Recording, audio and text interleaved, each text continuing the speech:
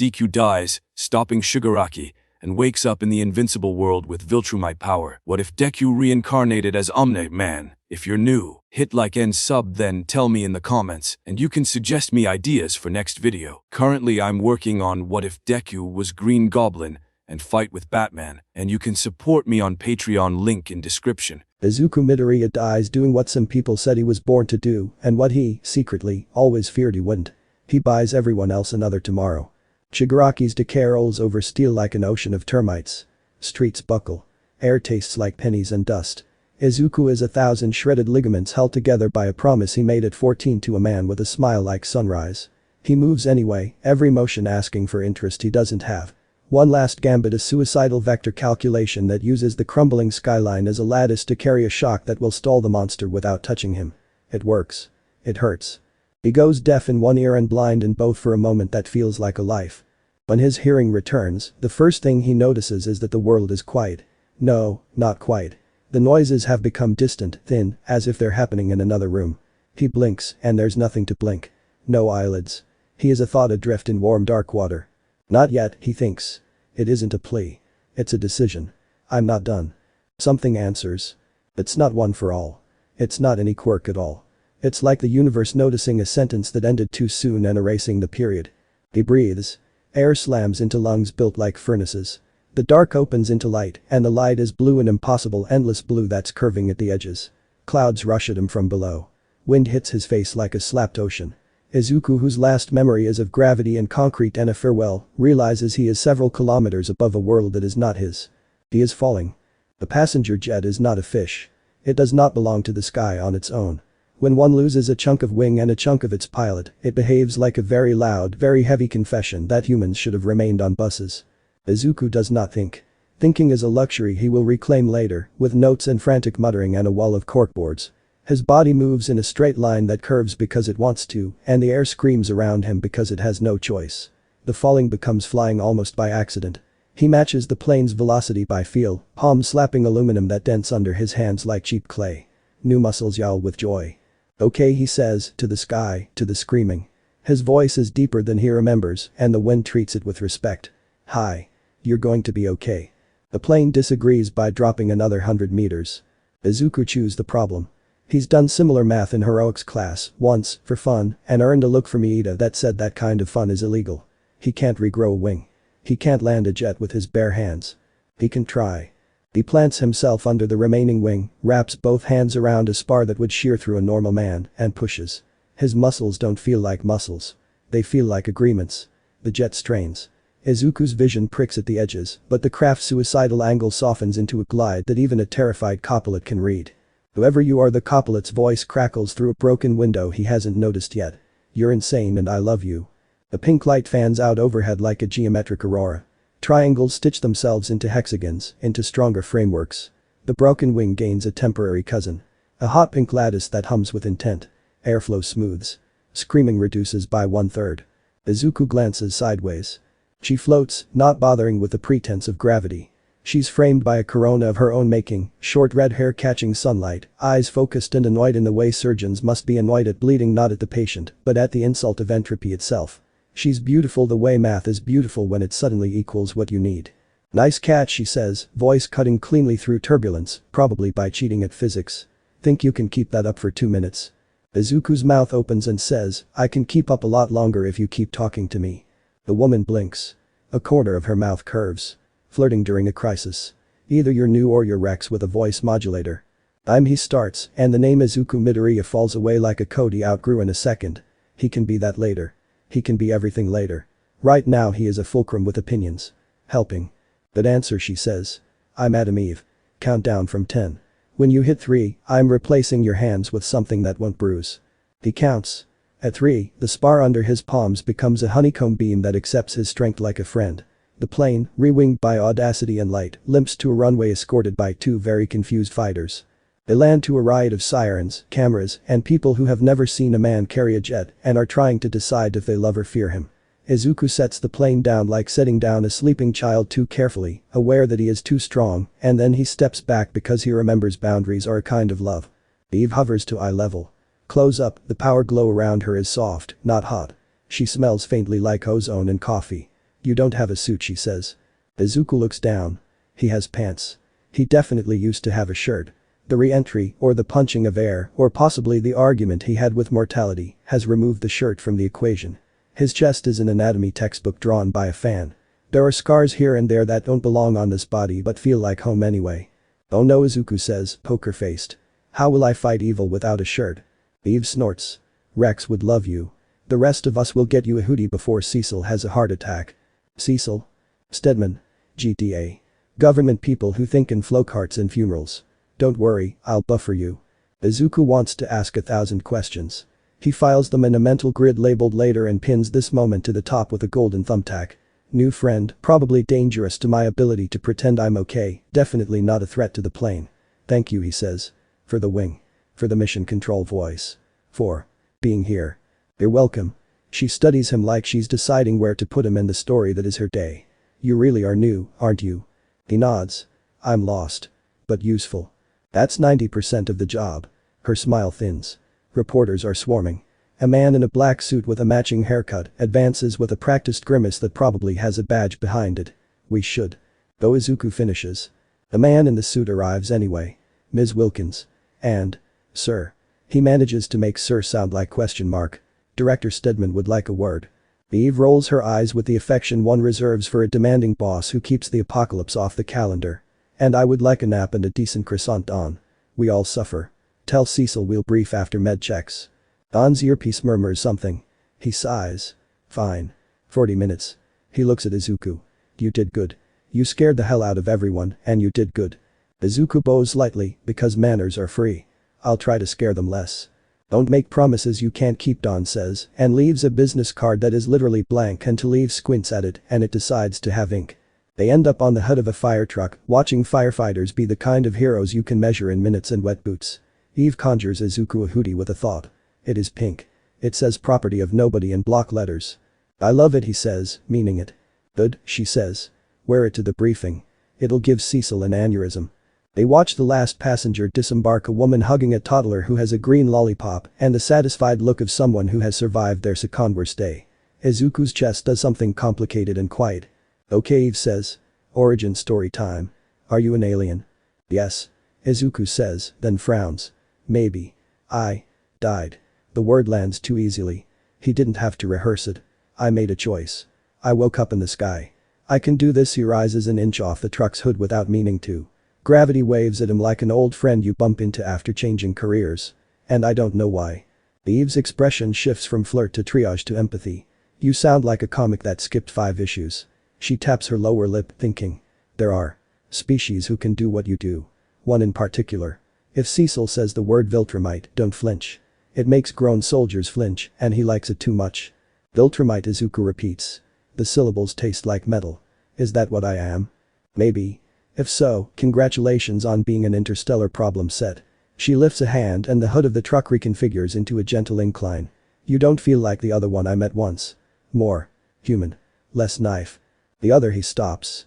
Another blank in this world that isn't his. Another story he'll have to read quickly. He files it under homework. Whichever I am, I don't want to be a knife. But Eve says, simply. We already have knives. We need spoons. Spoons. Comforting. Versatile. Rarely used for murder. Izuku laughs helplessly and finds that his new lungs like laughter too. The briefing room is a theater where the stage insists it's not, with screens that either show the world or pretend they do. Cecil Stedman looks like someone taught a wolf to smoke a cigar and run a budget. He appraises Izuku the way surgeons appraise tumors.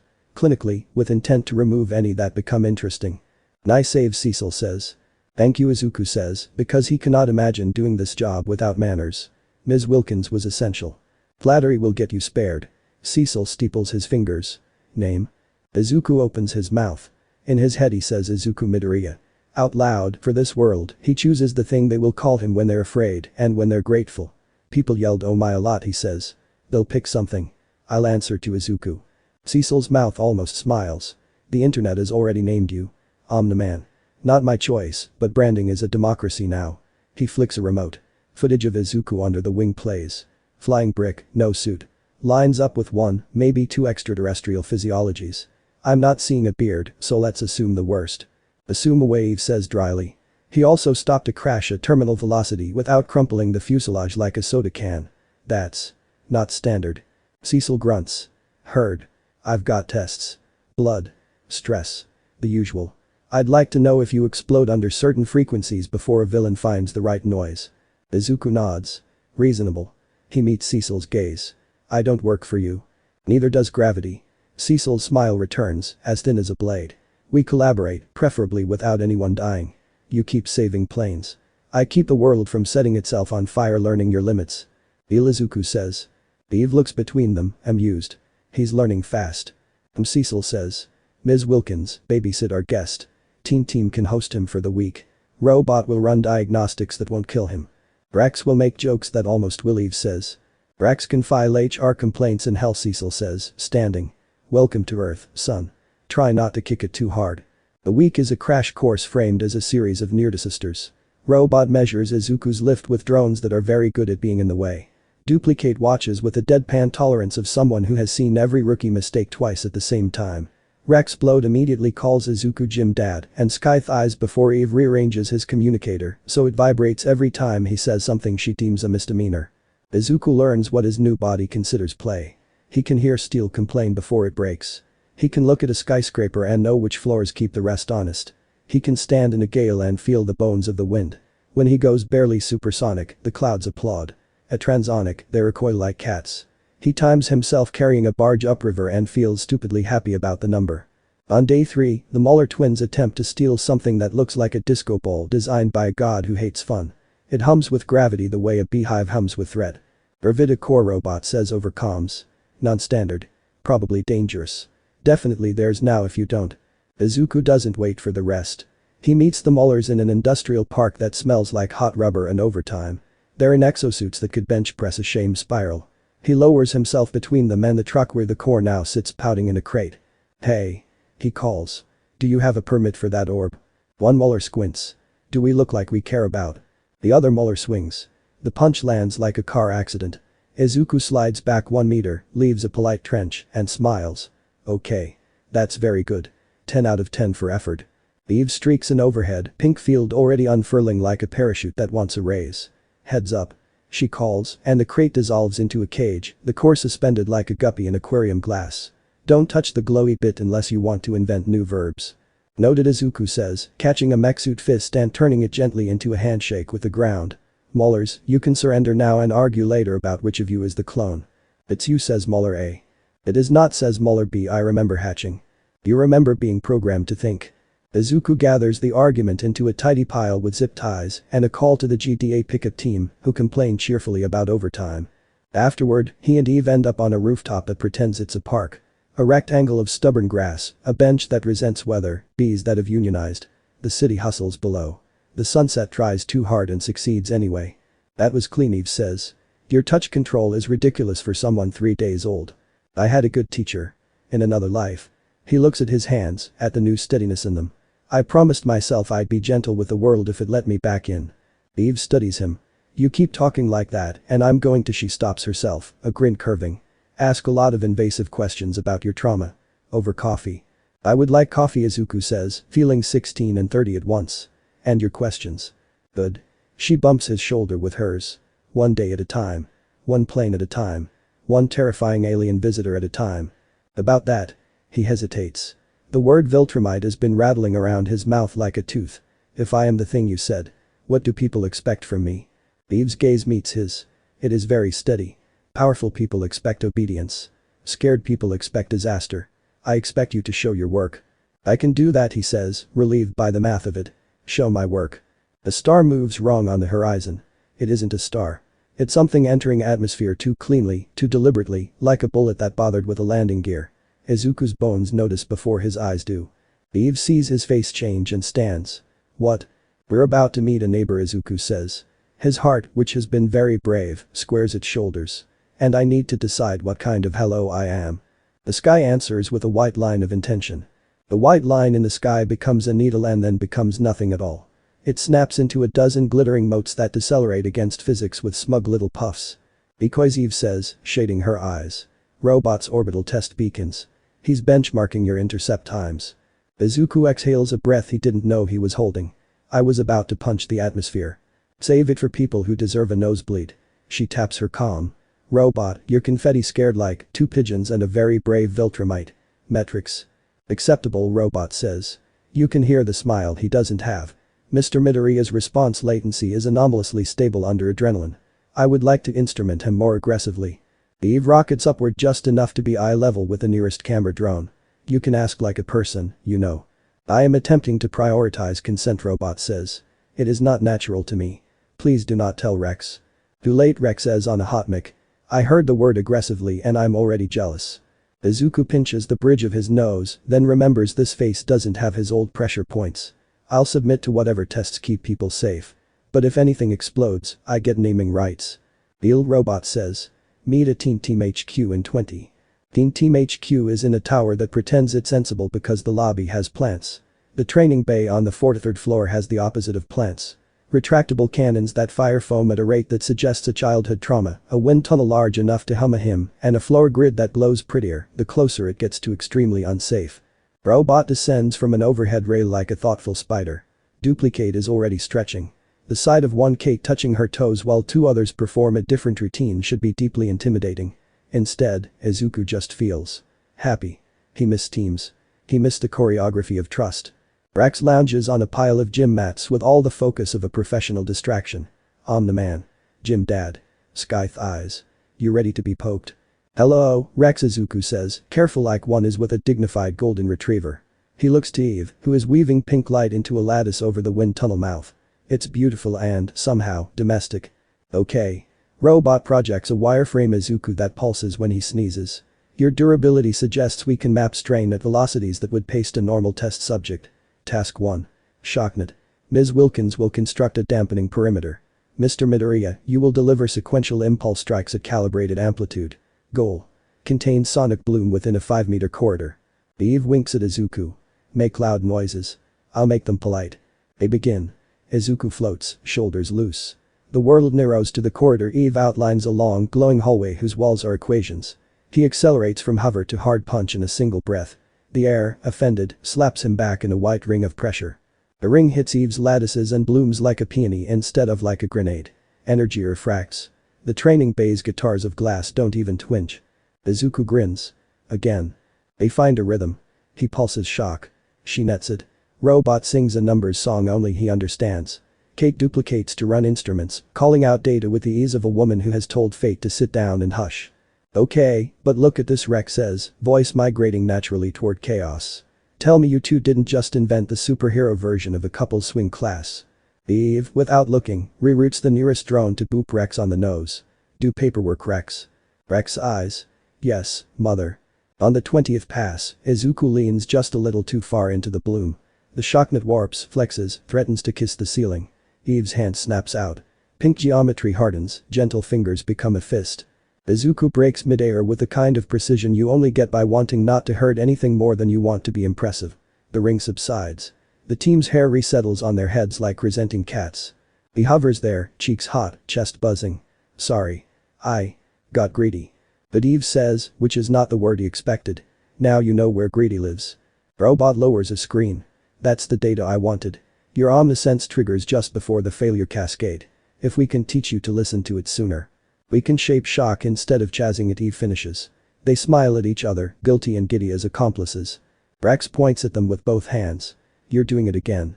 The face. The we have a thing face. We do not have a face, Izuku says, and Eve says, shut up, Rex at the same time. Kate, all 3 of her, laughs. The second half of training is less romance adjacent and more how to not turn a helicopter into pasta. Robot straps scientific shame to Izuku's chest in the form of cold metal dots and orders him through micromaneuvers. Quarter-meter offsets at Mach 0.8, rotational stabilizations around human bodies, precision catches with gradually softer materials. Duplicate multiplies to be at every place he might smash into, which is both comforting and, a little, like being watched by a benevolent Greek chorus. When it's done, Izuku hovers on his back like a human air mattress, while Eve floats above him, both of them staring up at the training bay's industrial ceiling, like it could be a night sky if they negotiated. My old world had heroes, Izuku says. Some of them were overwhelming. The ones I loved most were the ones who looked where they were stepping. Eve folds her arms under her head, a starfish in a pink sea. Congratulations. You're annoying like that already. He turns his head. Annoying. She meets his eyes, playful. Yes. The way kindness is annoying when you're trying to be cynical. He leans closer by a centimeter and then decides not to steal a moment. Thanks. You're welcome. She boops his nose, which is unfair. Now put on a shirt. You have a press thing. The press conference happens in a rented neutral space, the platonic ideal of a government auditorium.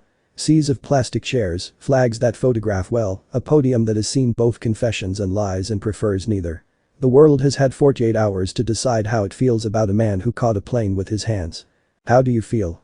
Eve asks, walking with him backstage. Her hand brushes his intentionally, the way a person says I'm here without turning it into a scene.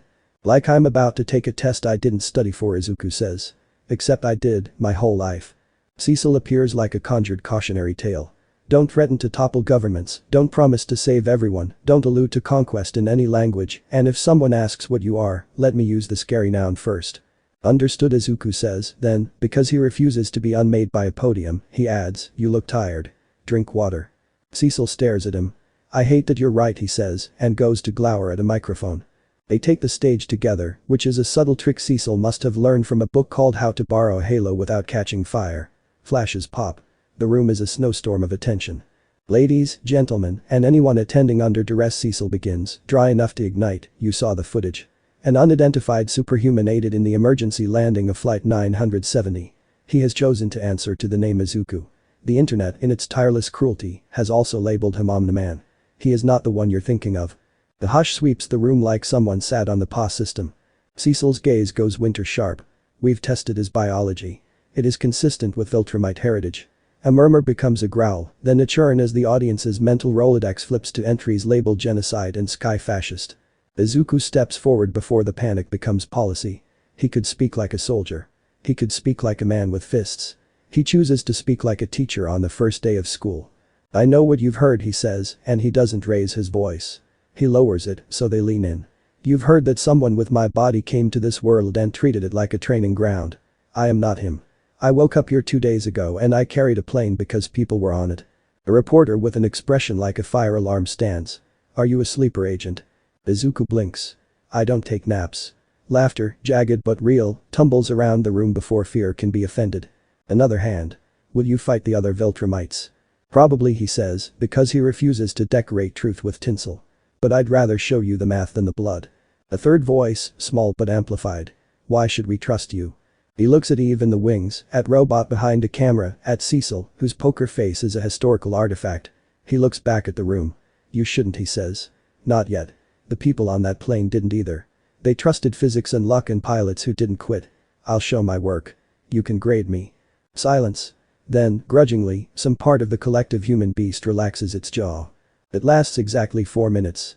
The floor shakes like a coyote's laugh. The wall behind the cameras bulges inward and peels away like a curtain. Heat gushes through the hole, along with a man in a suit that looks like a geology cosplay performed by a billionaire. He stands on a platform of churning stone that floats because it refuses not to. Greetings, media worms. He announces, magnified by bad taste. Behold. Doc Seismic. Your ground owes me rent. Rex groans into the calm. We really need a villain union. They keep picking Wednesday. Eve's hand is on Izuku's arm before he can rock it forward. Shocked, she breathes. He nods. They move.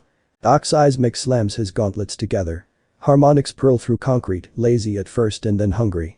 Camera tripods perform a jittery waltz. The ceiling acquires opinions. Izuku hits the first wave with his shoulder. It breaks around him into white air and dust and the taste of pennies. Eve's lattices bloom in the wound he leaves, catching the hot pressure and folding it into itself like a good dough. Reporters scream. Cecil's agents shepherd them toward exits with the choreography of a fire drill designed by pessimists. Robot's drones sting Doc Seismic's suit with little bites that mess with his math. Are you charging rent for tectonic plates? Izuku calls, buying time and attention the way better fighters buy distance. Doc Seismic points at Chiselhand. You can't tax rocks, but you can build them for endurance. He stomps. Pillars of molten basalt pop through the floor like acne. You, however, are a collectible. Eve floats between the pillars like a compromise. You talk like a TED Talk at a quarry. Thank you. Doc Seismic beams, then realizes he was insulted and throws a boulder the size of a midlife crisis. Izuku catches it. His hands sink into heat that would have slandered his old bones. His new ones drink it like a challenge. He looks at Eve. High toss. "I toss," she says, and flicks her wrist. The boulder disassembles into a cloud of pebbles that pour harmlessly onto the floor like a round of applause. Aizawa hates being upstaged more than he hates gravity. He goes for the big red button on his gauntlet that screams "Do not press unless you want to be arrested for symbolism." Izuku says, and that's all. She does the math. Her fields reprint the room's load-bearing lines in pink, and then she welds them. The seismic pulse that should collapse the ceiling into a rough impression of a cave hits her work like a bad idea, hits a grand committee and fizzles. Izuku is in front of Doc Seismic before the man can be disappointed. He doesn't punch. He moves close enough to be very boring and then claps his hands once, gently, on the gauntlets. Metal groans. The red button ejects like a conscience, skittering across the floor to be collected by a duplicate who deserves a raise. Doc Seismic gapes. "Hey. That was calibrated. Now it's a paperweight," Izuku says. "Do you want to talk rent control instead?" The wold landlord of Magma looks at the cameras, at the pink architecture, at the man whose face is a calm lake over a volcano, and decides to live. He raises his hands. The room exhales like a stadium. Cecil walks forward, clapping exactly twice. "Good show. Arrest him for crimes against metaphors." Eve and Izuku land shoulder to shoulder. The aftershocks fade. The reporters do the thing reporters do when they are frightened and grateful. They ask worse questions. "Did you two rehearse that? Are you dating? Are we safe from Viltrumites?" Eve leans into the first camera with a smile that could butter toast. "We practice not letting buildings kill you. As to the rest. Boundaries." She gestures at the exits. "Drink water. Tip your first responders." Izuku, who does not know how to be coy and refuses to lie, says, "We're getting coffee." The internet breaks in a friendly way. Coffee is at a place Eve calls ours even though they've never been there together before. The barista knows her name, her order, her allergy to Bacadin raisins, and the fact that she tips like someone who remembers the algebra test you passed and the date you cried in the walk-in freezer. They sit by a window that pretends the street is Paris. Izuku has learned how to hold porcelain like it might break and has not yet broken any. Progress. Doc Seismic is going to unionize with the Mullers and start a podcast, Eve says, stirring nothing. "I'll subscribe if he stops breaking ceilings," Izuku says. He watches her stir and wants, inconveniently, to kiss the tiny crease between her eyebrows. She stops stirring and looks at him like she heard that thought because the universe gets bored sometimes and does romantic subplots for free. "How are you doing really?" He sips. "The coffee is not as good as her. I don't feel like a stranger in my skin anymore. I feel like a house guest who was invited by the person who lives here. The invitation was polite." "That's very you," she says softly. "You keep anthropomorphizing physics." "Physics started it." He grins, then sobers. "At the press thing, when Cecil said Viltrumite, I felt the room change. I want to earn a different reflex." "You are." She lays a hand over his knuckles. "Slow is fast. Boring is brave. We'll teach them to associate your face with oh thank God instead of oh no." He turns his hand, catches her fingers in his. He is very careful. "Coffee is working," he says. "For that mission. For other missions." Her eyes spark. Flirting during a ceasefire. Scandalous. He leans in. "I'm adapting to local customs." They kiss. It is not fireworks. It is a door opening in a house he's been living in without realizing some rooms were locked. It's warm and brief and promises that the next one will be less polite and just as careful. When they separate, the barista raises both eyebrows and rings a bell. "First kiss bell," she calls. "Don't argue. House rules." Eve hides a smile in her cup. Izuku hides his in his hands. They are problems the world would be lucky to have more of. The bill arrives in the guise of robot. A drone hovering outside the window with an LED that blinks in Morse for "Please do not be mad." Eve sighs. "What now?" Signal robot says through the drone speaker. "Deep orbit. Non-terrestrial. Vector change consistent with rendezvous behavior. I am 18% certain it is Viltrumite." Izuku's stomach performs an old trick where it leaves for a second and comes back pretending nothing happened. "How long?" 2 days if it loiters. Less if it drops in hot." Eve sets her cup down with the precision of someone filing a sharp thing. "We have 48 hours to make you annoying in new ways." Izuku nods. "Team physics." "Team physics," she says and squeezes his hand like a promise.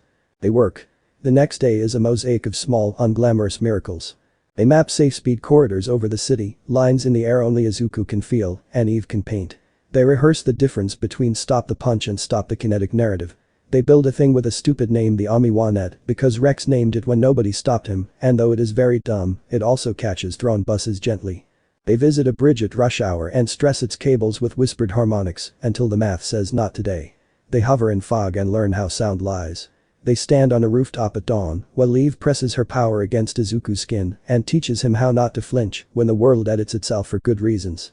At lunch, they sit on a beam and eat sandwiches, legs dangling over traffic like two gargoyles off shift.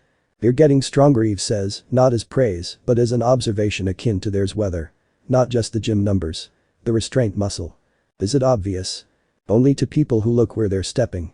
She bumps his shoulder. And to me because I'm cheating. He laughs, mouth full of bread. "Robot said my bones are learning." "Bones are excellent students," she says. "They remember falls." He swallows. "Mine remember dying." It comes out light and lands heavy. Eve leans her forehead against his temple. "This world hasn't earned all your hurt. But it will borrow it. We'll charge rent." Aizawa would approve, he says, and they laugh, and the laugh stitches something between them that all the training only traced. On the second evening, they test the Omni-Man net over water. A cargo ship has lost power and is drifting toward a pier whose pilings are old and proud, but not ready for a steel hug. Izuku pushes the bow while Eve prints temporary pylons out of the ocean's ions, pink scaffolds that glisten like spun candy. The ship kisses its moorings instead of biting them. The city keeps breathing. Cecil watches from a helicopter with the exhausted gratitude of a man whose job is to notice when luck is doing heavy lifting. "Clock starts," he says into his mic. Eyes up. "We're about to have company." Izuku and Eve stand on the pier, shoulders touching, looking at a sky that has learned their names and is deciding what to do with that knowledge. "Whatever comes," Izuku says, "we answer together." Eve tilts her head, Moxilum. "Are you proposing team marriage?" "Yes," he says, deadpan, and then, softer, truer. "I'm proposing we keep choosing to be good." Loudly. She kisses him, quick. Accepted. Above them, something in orbit blinks like an eye opening. Public saving is easy to televise. Private saving looks like paperwork, bad coffee, and arguments about whether a sign should be red or orange. Izuku learns to love the private kind because it sticks. They start with air. Robot prints a map of the city's sky like a circulatory system. Eve overlays it with translucent safe-speed corridors, lanes where shockwaves can be netted and redirected into harmless bloom. The lanes shift with wind, with humidity, with the obstinacy of birds. Izuku learns to feel them as easily as he feels his own breath. "Slow is fast," Eve says during drills, voice in his ear like a metronome. "We want boring heroics." Flight paths, grandma would approve. "My grandma would critique the corners," Izuku says, then winces. "Would've." Eve's hand squeezes his shoulder. "We'll borrow her standards." They descend into the bones of things. Izuku stands on a bridge girder at dawn, fog clotting around his ankles, and listens. Omnisense is not hearing. It's noticing. Steel has a gossip problem. Concrete hums secrets. Under a certain stress, rebar sings a shy note that says help. He leans into the song, catalogs it, and then teaches first responders how to hear it with cheap sensors and a training video, where he looks into the camera and says, "You don't need to be strong to be early." News anchors debate him like a weather pattern. Omni-Man. Sinner, saint, or civic engineer? Achiran asks. Cecil watches at 2x speed and sends the clip to no one. Eve watches at 1x and texts Izuku, "You're winning the boring war." He texts back a photo of a sandwich labeled "property of nobody." The Team HQ is a steady churn of drills and sarcasm. Duplicate runs a simulation where 12 Kates practice evac while 14 Kates tape off blast corridors. Rex, promoted to head of focus as a joke that backfires into discipline, discovers he is weirdly good at logistics when you rename it explosion scheduling. Robot builds a shameful number of training bots that loudly insist they are not shaped like other heroes Cecil once compared. "I am measuring delta control, not ego," Robot says, and then mutters, "mostly." Eve pilots the emotional climate. She knows when to pull Izuku aside and make him eat. She knows when to toss him into a mess because only his body can unmess it. She also knows when to flirt. She weaponizes it sparingly, like salt. On a rainy Tuesday, the Muller twins decide that humility is for people without a prototype. They smash a convoy on the interstate and steal back the gravitic core, now mounted at the heart of a mech suit so large it counts as bad urban planning. Robot's drones catch the first footage. A blue chassis taller than a three-story wallkit, treads that chew asphalt like gum, and a cockpit in the chest where two very satisfied criminals bicker into microphones. "It's a penitent engine," says Muller A. "It's a Muller engine," says Muller B. "Penitence is for clergy and tailors." Sirens answer. So does the sky. Izuku hits the suit at street level and finds himself staring into a chest window where two blue men wave cheerfully. "Hello." Izuku calls, cheerful back. "Does that have a safety label?" "It is a safety label," Muller A replies. "For the rest of you." The suit swings. The arm is a barn filled with physics. Izuku takes the hit on crossed forearms and rides it into the facades of two empty offices Robot cleared 30 seconds ago. His back prints a temporary mural on drywall. He steps out of the wall like it's a beaded curtain. Okay, he says, dusting plaster. That's very good. 9 out of 10 for theatricality. Lose 1 point for endangering commas. Eve arrives as a spear of pink that apertures into a curtain, catching debris and reassembling window glass midfall into panes that hum and settle back into frames like obedient ice. She gesticulates and, at curb level, rebar grows into temporary bollards that usher traffic away in neat apologetic arcs. Shocknet? She asks. Shocknet, he confirms, and rockets vertical. He goes transonic above the rooftops and slams back down, a controlled clap of atmosphere that hits the Muller engine sideways. Eve's nets hold the bloom, folding it into a long pink tongue that licks the suit's joints and steals their confidence. Hey. Muller B protests. We engineered those tolerances. Your tolerances are politely shrinking, Eve says. Recalibrate or surrender. The suit plants a foot. The street buckles. Gravidicore hum becomes a growl. Izuku frowns. The hum has harmonics he knows now. Robot made him study them the way a musician studies scales, but there's an error term, a beat that suggests misalignment plus hubris equals imminent tragedy. Eve, the core's off-center, he says into comms. Give me a window at the knee. Counting you down, she replies, and sculpts a pink porthole in the air that leads nowhere except exactly where he wants to go. Izuku dives. Wind slaps his teeth.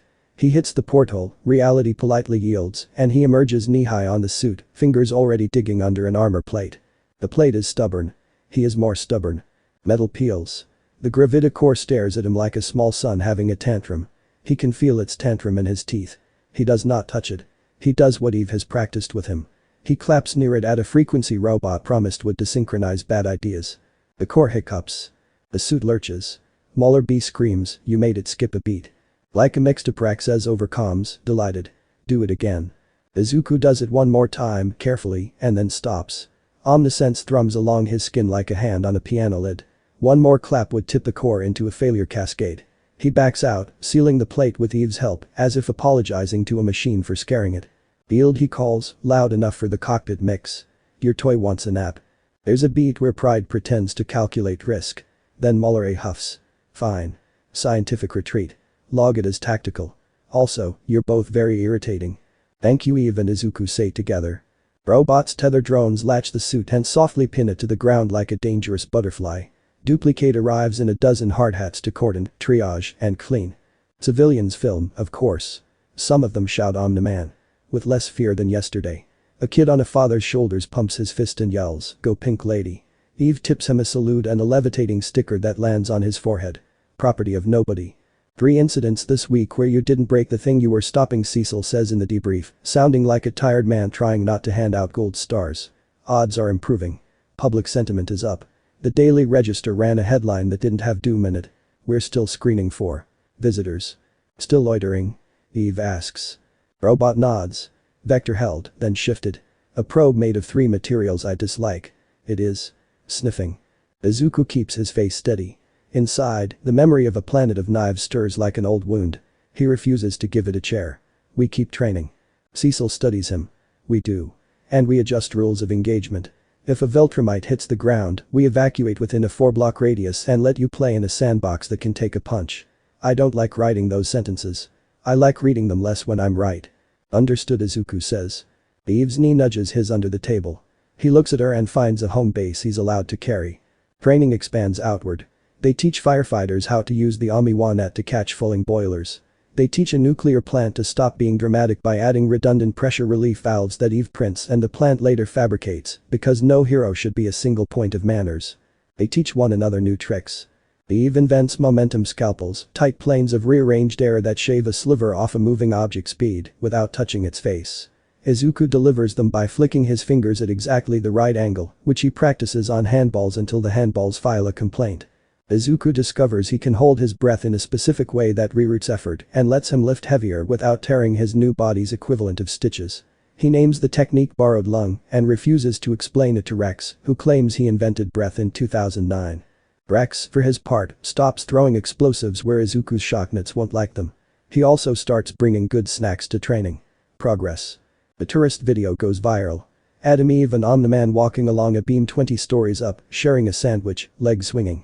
A moment later, they both lift, hover at exactly the same height, and laugh at something unheard. The comments are, miraculously, kind. The algorithm chooses tenderness for 5 minutes. World's softest hard launch Kate texts. Eve sets her phone face down and looks at Izuku. You okay? I think some part of me always wanted to be seen, he says, simple. But it can't be the part that decides what I do. She cups his jaw. It won't be. If it tries, I'll bully it. Consent-based bullying, he says, and she kisses him once to underline the clause. The molars, temporarily humbled, make an offer to the GDA in exchange for a reduced sentence. A dossier of other people's bad ideas. One page is a blueprint for something called a voidforge. Cecil reads the title, closes the folder, and files it under things to dread later. Later comes sooner than anyone likes. But not yet. They go to the dam. A storm has sat wrong over the river for 6 hours. The dam hums at a pitch only the stubborn hear. Izuku lands on the upstream face and puts his palm against wet concrete. It feels like a giant holding its breath. 2 hairline faults, he says. Left spillway. Lower buttress. They're flirting with each other and I don't approve. Eve nods, spreads her hands, and exhales. Pink filigree grows into the cracks like coral knitting bone. Talk to me, she says. What does it need? Gentle, he murmurs. The lower wants to feel supported, not replaced. The upper likes attention. She smiles. Anthropomorphizing physics again. It works. They shore up the dam while upriver swells and downriver evacuates. Helicopters hover, ready to be in the way. Cecil's voice is a calm knife in their ears. Containment teams in place. If it goes, we've turned the city into a colander that drains toward uninhabited floodplains. Try not to test it. Crying, Eve says through her teeth. Izuku braces. The dam groans. Omnisense pricks. He pushes, not with strength but with a sound, a low, steady hum in his chest that finds the cracks and reminds them the wall is a choir, not a solo. Eve hears it through him and tunes her field a quarter tone down. The faults stop flirting. Water becomes polite again, at least on this side of the wall. Afterwards, soaked and shivering only because it feels right, they sit on a maintenance catwalk eating protein bars that taste like punishment. You sang to concrete, Eve says. I sang at it, he corrects. My talent ends at yelling. Your yelling saved a town. She leans into him. We're obnoxiously good at this. He tips his head against hers. Let's be better. Night. Rooftop. City in that hour where its heartbeat is loud but its thoughts are tired. Eve and Izuku lie on their backs, sharing warmth and air and a quiet that feels like a blanket. Tell me a reckless thing you want, she says. The garden, he answers without thinking. On a roof. With ugly tomatoes that taste like sun. With bees that unionize. With a chair ugly enough we love it. She hums. I can arrange all of that. What about you? The world where our friends get boring old age, she says. Then, lighter.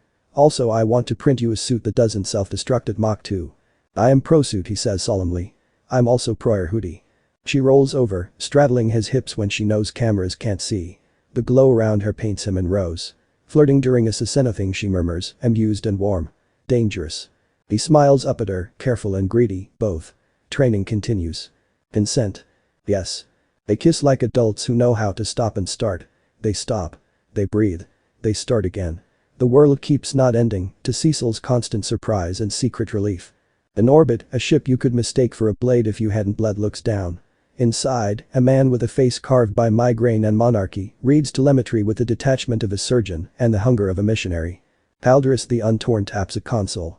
2 subordinates stand straighter in a way that would look like fear if they weren't bred for it. Sir? One asks. Palderus brings up a loop of the plane save. A still of the dam. The Muller engine kneeling. A coffee shop kiss that an algorithm loved for 5 minutes and a certain spy satellite loved forever. He folds these into the file labeled anomaly friendly and marks it with a color he rarely uses. Yellow, the shade he reserves for problems he would prefer to be true.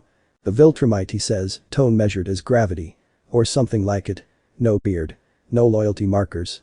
An uncut stone. We will audit. He sets a course. The ship tilts. Earth turns its face up, unafraid only because it does not yet know why it should be. On a roof, 2 heroes look at stars and make plans about tomatoes.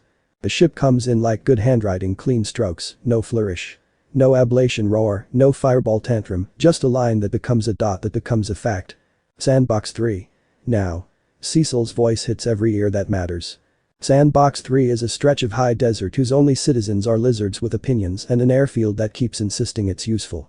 The GDA has spent tax dollars and paranoia, turning the surrounding airspace into safety glass. Eve spent an afternoon and 6 coffees turning part of the sky into a net only she can see.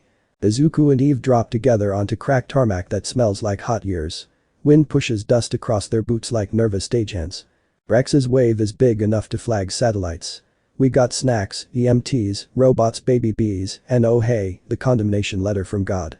Robots' drones trace spirals in the air and snap into a wireframe globe that shows wind shear and thermal columns up to the mesosphere. Recommend engagement above 50 kilometers. Fewer shockwaves, fewer windows broken by journalists. Duplicate unfolds out of a van in triplicate, shoulders rolling like a boxer's. Evac corridors are green. If something big and stupid falls, I'll catch it 3 times. Cecil steps down from a helicopter wearing sunglasses that look like 2 small guillotines. He flicks ash off a cigar that exists only as a threat. No property damage to government resources, he says. If you have to punch a mountain, pick one we already hate. Izuku rolls his shoulders because nervous systems like rituals. Eve flexes her hands. Pink light feathers between her fingers like warmth you can see. She glances sideways. Breathing. Borrowed lung, he says. Calm. Hungry. A little dramatic. Perfect. She grins lantwise. If they talk like knives, we talk like spoons. The shadow crosses the sun like the memory of a bird. 3 figures cut out of blue. 1 central, 2 in orbiting parentheses. The lead descends with posture so exact to defend sand. He touches down without dust. Viltrumites don't land. They decide the ground should be closer. All but lots of mistakes are tall. Black hair severe enough to be a policy. A face that learned restraint like a religion. No cape. Viltrumites don't need cloth to announce themselves. Designation Calderus, he says, accent precise and indifferent. His eyes move without moving. Eve's glow, robots bees, Izuku's stance, how he naturally slots himself between danger and the people behind him. Audit squad. We acknowledge this planet's sovereign theater. We are here under the Vigilance Doctrine, Clause 8. Anomalous physiology, preliminary loyalty metrics. Clause 8 is a fairy tale you tell yourself so you can sleep, Cecil says from behind his guillotines. This is Earth. We file our own audits. The flanker on Calderus's left, female, a pale scar at her jaw like a misplaced smile, tilts her head. Humor, she notes in a voice like frost snapping. Indicator unreliable. Eve goes up half a palm's height, just enough to remind everyone the ground is optional. Indicator human, she says. We're full of those. Calderus studies Izuku properly now. You smell of our blood. You move like a school trained you to apologize afterward. Who named you? I did, Izuku says. I answer to Izuku. People yell Omni-Man. I don't mind. No beard. No oath. No empire. A flick at the corner of Calderus's mouth. The beard is ceremonial. He gestures skyward with 2 fingers, casual. We ascend. If you are what your marrow claims, ground is an insult. Eve's fingertips warm his wrist. She doesn't grip. She anchors. Remember, she murmurs. Boring heroics. Izuku meets Cecil's eye. 1 small nod. 3 Kates give 3 thumbs up. Rex pantomimes punch space and then call me. Eve doesn't look away until his breath steadies. Bare eyes. Thin air takes on the texture of glass. Below, desert flattens to a map. Above, blue deepens toward navy. The 2 flankers ghost out, not buzzing or thrumming, just present. Calderus matches Izuku's pace without trying. Your audit is simple, Calderus says conversationally, as gravity becomes a suggestion. We dislike simple. Command enjoys metrics. Test 1. Reflex under feint and false retreat. Test 2. Restraint under personal insult. Test 3. Flags. Flags? Izuku asks. Imagine a mountain, Calderus says. Imagine it falling. Choose who dies. Izuku's stomach tries an old trick. He breathes and makes it stay. I prefer tests where the answer isn't cruelty. We prefer worlds where rivers run with our wine, Calderus says. We take what we can get. The first punch comes from the right flanker, who never learned to announce himself with anything but blunt fact. He angles in on Izuku's orbit with a farmer's efficiency and swings for the kidney. Izuku isn't there. He slides a meter along a line Eve taught him to feel, a safe speed corridor sketched at the edge of space. The punch finds vacuum and complaint. The flanker overcommits in that special zealot way. Izuku touches his wrist, nudges him toward a patch of sky with room to be humbled. Calderus watches without moving. Good, he says. Reflex. Also mercy. Again. The second strike aims at Izuku's face, the third at his pride. Izuku meets the latter with a small clap of air near the ear, at a frequency robot tuned to annoy eardrums without breaking them. The flanker tumbles, surprised into remembering he has elbows. Brow, Calderus says mildly. Do not be a demonstration. The second flanker, the scarred woman, tries a technique designed to ask a shoulder to leave politely and insist when it refuses. She brings a spear that isn't. A rod tuned to Viltrumite cartilage, meant to sing joints to sleep. She thrusts. Eve is not there, and then she is, a petal of pink at 30 kilometers that hardens around the spearhead like logic around a lie. She doesn't touch the weapon. She touches the lattice of its molecules and changes the angle between bonds by 2 degrees. The spear sighs into gel. The flanker lets go before momentum signs her wrist up for surgery. The gel disperses into glittering particles and then nothing, which is Eve's favorite magic trick. "Hello," she says, smiling like a cliff. "No gifts." "Interference," the flanker hisses. "Peer review," Eve corrects. "We do relationships here." Haldorus tracks the disarmed spear, the way Izuku defers to Eve's corridors without resentment. His nostrils flare. "You are not alone," he says, not as an observation, but as a metric that ruins a spreadsheet somewhere. "Correct," Izuku says. "By design." Haldorus spreads his hands. "Test 2, then." He makes a small terrible shift. The muscles around his eyes relax into something like bored contempt. It's a minor trick Viltrumites use on anyone raised under fathers who never smiled. "Errant," he says, voice lowering into a register built to press buttons. "You are a child's courage stitched to a weapon you don't deserve. Stand aside while men make math." Izuku recognizes the trick because a man once tried to be his destiny. The words land and slide off because there's nowhere in him left that needs that voice. A flash of anger still pricks hot, adolescent, and he names it alive. He lets it pass like weather. "Rhetorical devices noted," he says, steady. "Here's mine." "No." Haldorus's mouth considers a smile and rejects the expense. Restraint under insult. "Pass." He looks down, where the world has the audacity to be beautiful. Test 3. Flags. He is gone and then he is a line, and then a dot above a mountain that's been minding its own business for geologic eons. His fists lock the air in a way that makes the atmosphere remember how to be a hammer. The Eve is already moving. "Corridor north," she says, building a long invisible gutter aimed at an empty valley the GTA cleared of everything but lizards with opinions. "Catch as catch can." Izuku answers with speed that doesn't bloom. He meets Haldorus on the mountain's future and turns a fall into a roll with the heel of his palm. Shock tears at the sky and finds Eve's net. Energy folds and slinks off toward the safe valley where it arrives as a very impressive dust devil and a story for absolutely no one. Haldorus shifts by a half-degree, respect expressed in a language you can measure. "You anticipated flags," he says. "We built them," Izuku replies. "With our friends." Brow comes in hot, bruised pride, making him fast in the way impatience dulls knives. He locks arms with Izuku and leans with the weight of a moon that learned it was a planet too late. Viltrumites are terrible grapplers. They train to break lines, not bodies. To tear, not tangle. Izuku learned under teachers who made him wrestle with inevitability first. He chooses the humbler art.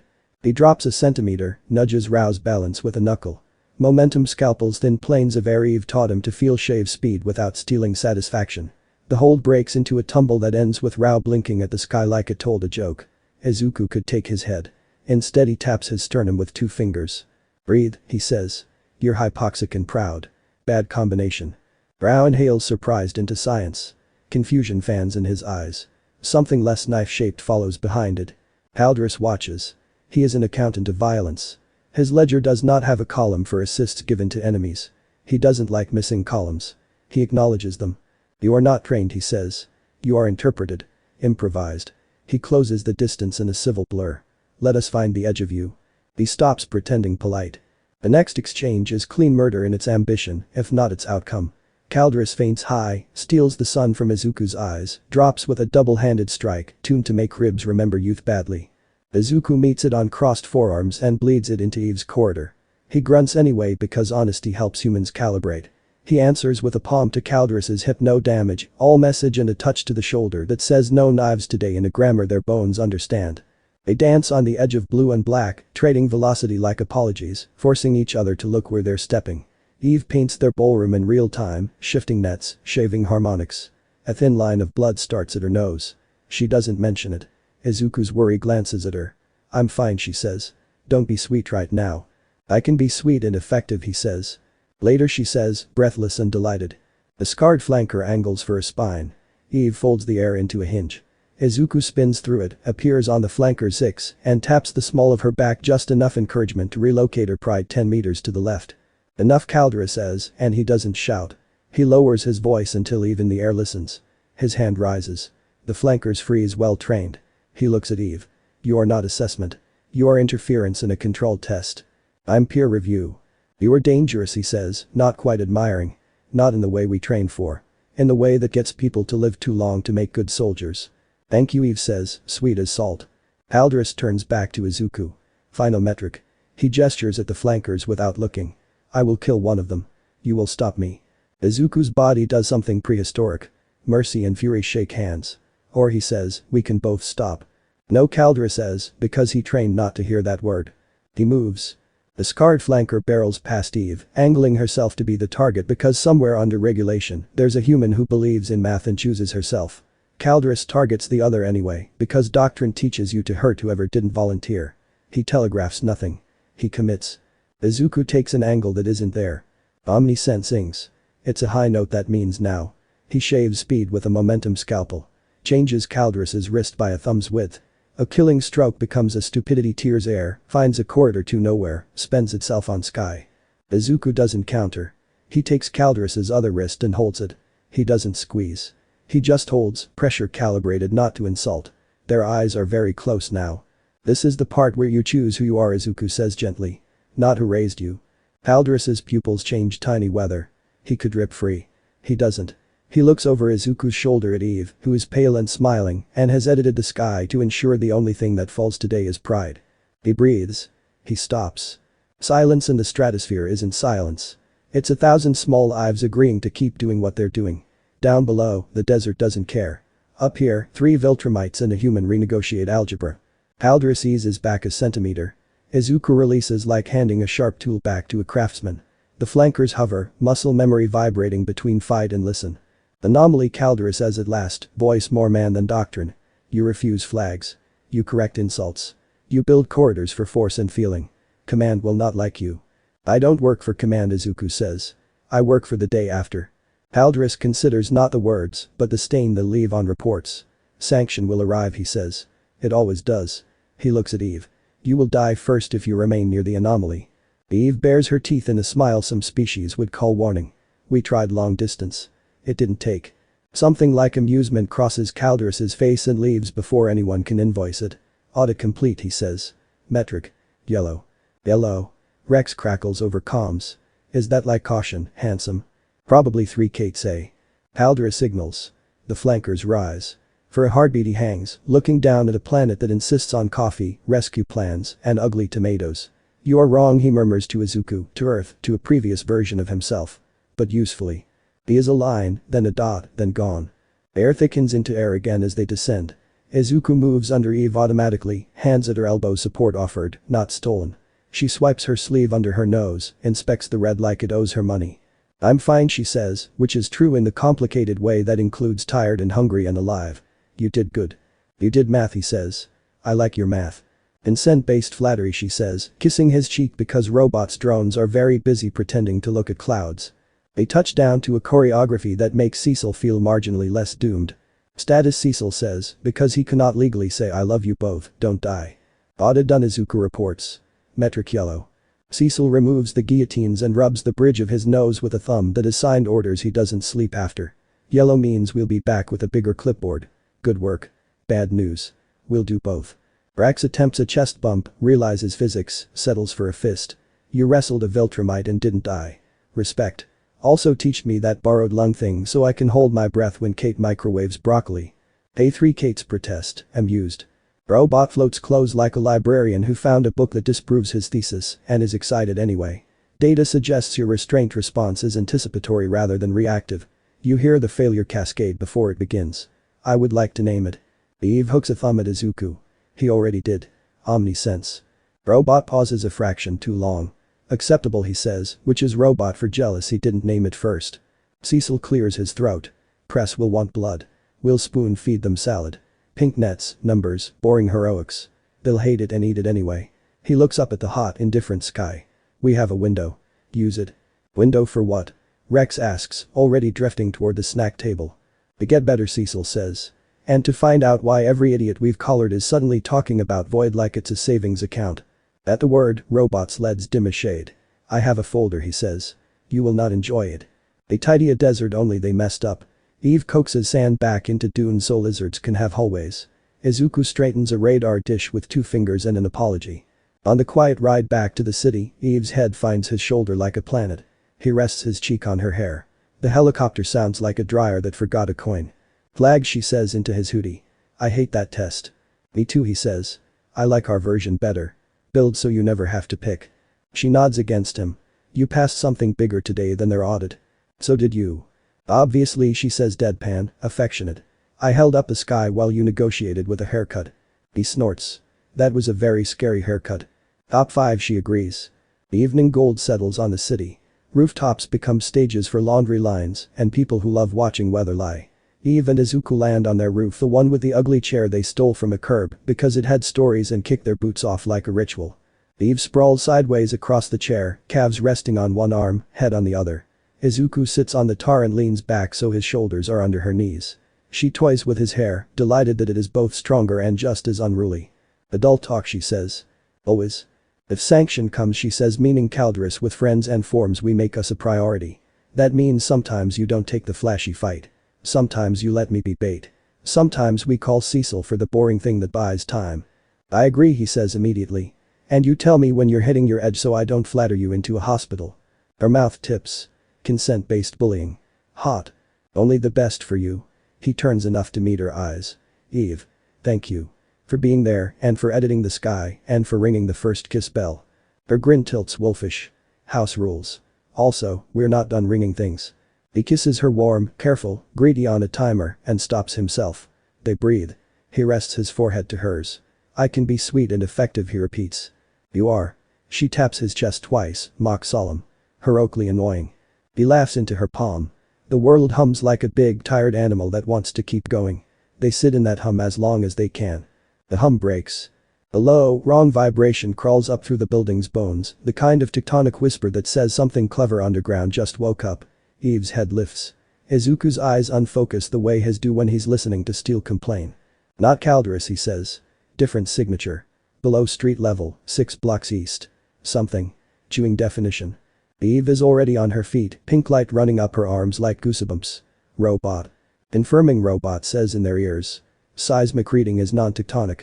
Harmonics consistent with a gravitic field being applied sideways. Source likely man-made, highly ill-advised. Label on the schematic says Void Forge. Cecil's sigh is a tired sermon. Of course it does. Team. Moving, Eve says. Izuku squeezes her hand once, and then they are air. They skim east over apartment blocks and new restaurants and a park where a dog is trying very hard to convince a fountain to fight back. 6 blocks is a breath. The source is a lightless cube of a building trying to pretend it's abandoned.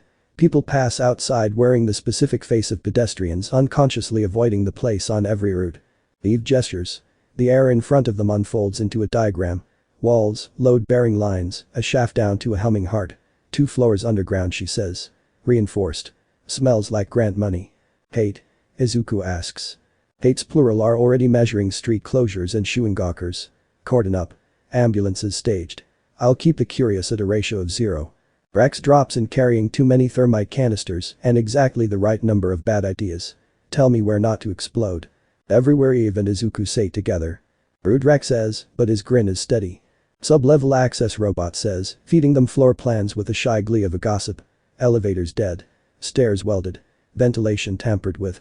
Secondary intake is pink now. Thank you, Eve. Welcome. She takes a breath. Deep squeeze, then. Izuku nods. Deep squeeze. She makes a thin, strong throat in the air that leads exactly where they need to go. He slips through, fast enough to beat cameras, slow enough not to corkscrew the building.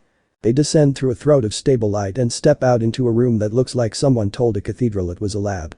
Pipes and beams, consoles and pylons. At the center, a ring like a god's bracelet, humming in a key Izuku hates. Inside the ring. A distortion, a ripple, a quiver, as if reality has a loose tooth and someone keeps worrying it with their tongue.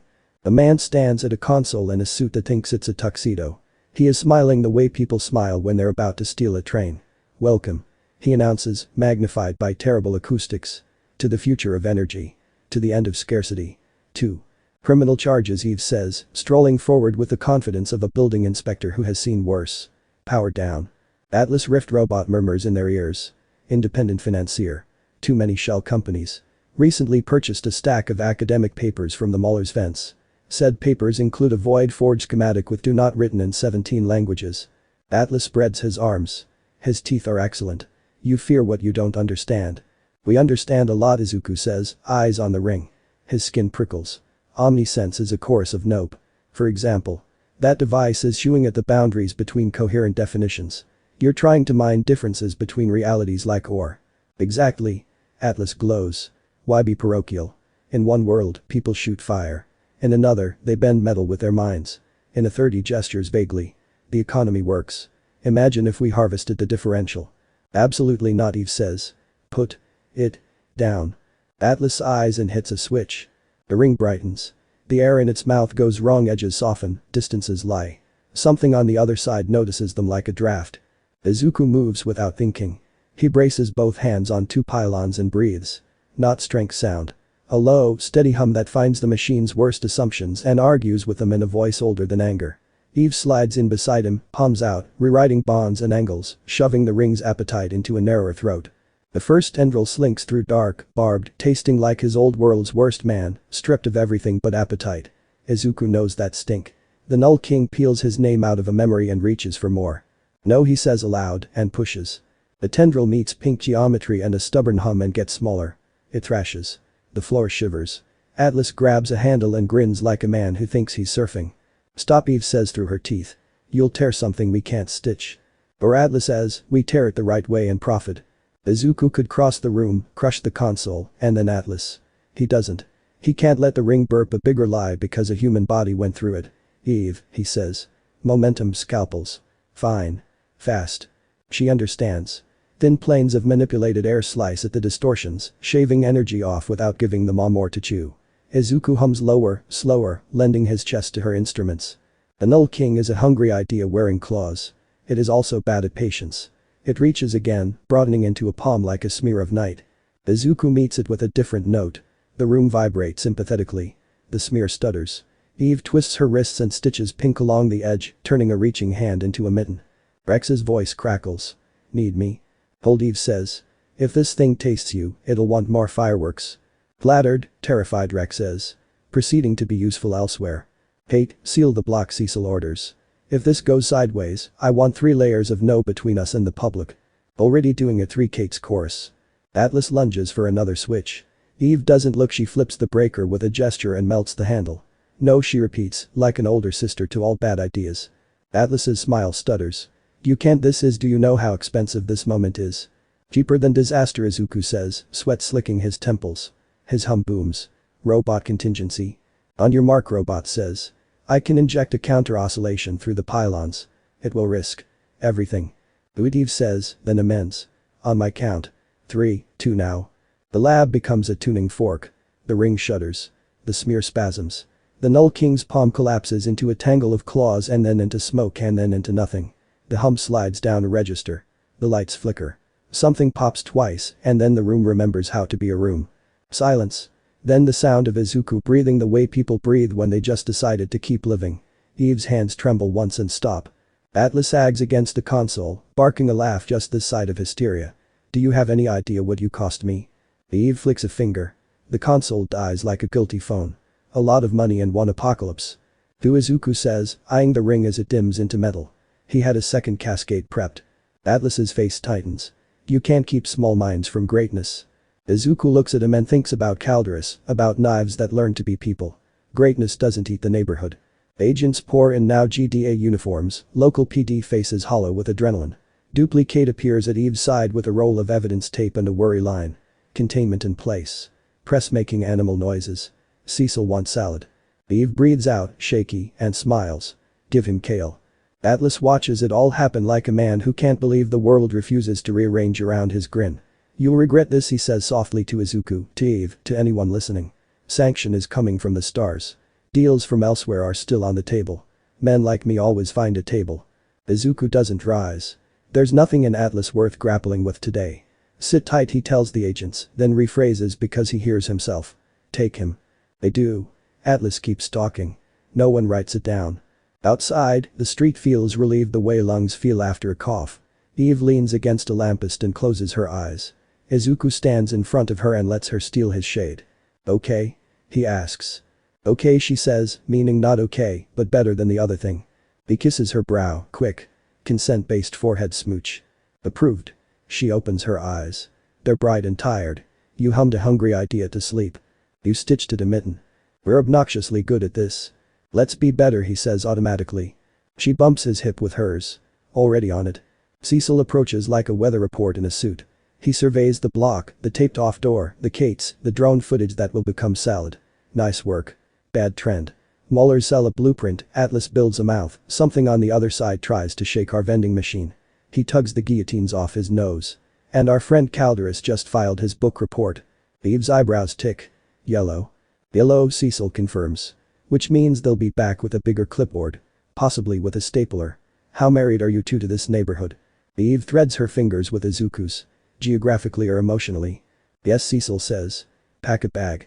Don't tell me where you sleep unless you want my helicopters on it. Izuku nods. Understood. Cecil softens by half a millimeter. You two buy me time. I'll keep the board from flipping. Robot, find me every use of the word void in the last 3 months. Already searching, Robot says. Preliminary. I hate it. Me too, Cecil says and goes to lie to cameras compassionately. Eve and Izuku watch the sun drop a notch and turn the city edges into brass. The block exhales. Somewhere, a bell rings that's definitely not for kissing, but could be if they wanted. Home? Izuku asks. Home, she agrees. They lift pink and green over brick and glass and streak toward their roof. On the way, they pass the park with the stubborn dog. The fountain is still losing but trying harder. Izuku laughs in spite of everything. What? Eve asks, smiling because he is. Nothing, he says. Just. I like a world where dogs argue with plumbing. Low bar, she teases. High standard, he counters. They land. The ugly chair looks smug. Eve flops into it. Izuku drops beside her and leans his head on her shoulder. Adult talk, part 2, she says softly. We make an evacuation plan for us. Not because we're running. Because we're going to live long enough to garden. I want ugly tomatoes, he says. And bees that unionize. Done. She threads their fingers again. The city hums under them. Overhead, stars blink on like gossip. Sanction will come, he says. And we'll be annoyingly alive when it does, she says. He laughs. She kisses him, slow. Somewhere, a neighbor cheers and someone else shushes them with a laugh. The world, miraculously, keeps choosing them back. Far above, in a ship that could pass for a blade, Calderus watches a replay of a man who refused a test and a woman who edited Sky. He marks the file. Anomaly friendly. Metric. Yellow. He sets a course for consultation he dreads. In a quieter, darker place between places, something called the Null King sulks around a closed door and plots synonyms for hunger. On a desk that has seen too many cigars, Cecil scribbles a list titled, Boring Things That Prevent Apocalypse. The list is long. He smiles like a scalpel. And on a rooftop that will one day grow tomatoes ugly enough to love, Adam, Eve and Izuku Midoriya decide to sleep, to wake, to keep choosing the day after. Morning spills gold over the Nile like a careless god. Cairo wakes the way big cities do late, all at once, pretending it wasn't already humming in basements and bakeries. A call to prayer threads through the concrete. Pigeons have meetings. A boy steers a cart stacked with bread that smells like patience. And under downtown, something gets greedy. Seismic chatter, Robot says, too calm. Non-tectonic. Corridor mapping. The Cairo Metro Red Line is about to learn the word cavitation. Cecil's voice is already on the international channel, buttering consent with urgency. Egypt has asked for assistance. We're coming in as guests, not cowboys. Smile politely, act boring. Eve pulls on a mask because sand is rude, ties her hair back with a ribbon that will set Twitter aflame, and flicks her fingers. Pink geometry sprays across a hologram of downtown Cairo like a seamstress chalking lines. I can turn the first shock into a yawn if we get there in 60 seconds. Izuku sets his hand in hers. 30. Their air. The city buckles subtly, one of those insults only steel notices at first. Izuku hears it and can't unhear it. Rebar whining, tunnel linings asking for someone older to sign a permission slip. Eve opens 3 corridors at different depths, invisible gutters ready to catch the bloom. Team chatter becomes a chorus in their ears, Rex lining up evac routes, Kate's printing bilingual signage and multiplying into competence, Robot feeding satellite passes to GTA and to Egypt's response teams, who sound like they stayed up all night for this exact day. On the bridge across Kasr El Nil, a tourist looks up and sees them slice the sky. He doesn't pray, he's busy taking a photo, but when he looks at it later, he will. The first implosion kisses the metro wall and tries to become a throat. Eve's lattices flare. The throat chokes and coughs out dust instead of trains. Second pulse, Robot says. Different source, 90 meters south. Someone's walking at, Eve mutters, already painting new nets. Atlas? Izuku asks. Cecil. He's in custody and being annoying about it. But he has friends. Think copycat with money. They were right about the money.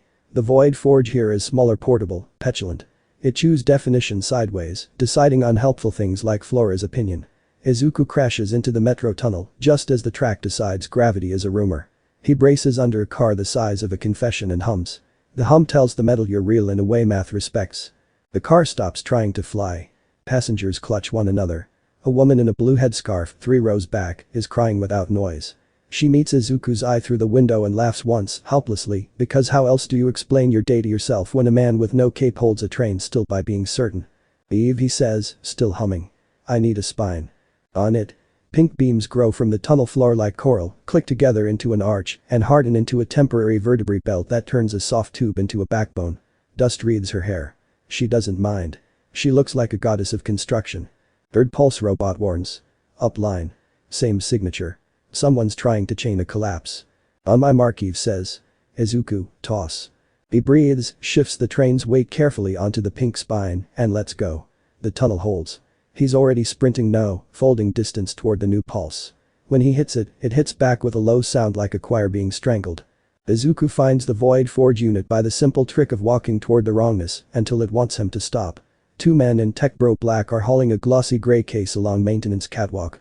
Their faces wear that blend of panic and entitlement that says they grew up thinking they could return calamity for store credit. Hi, Izuku says, skidding to a hover in a cloud of cement. This is an illegal attempt to bite reality.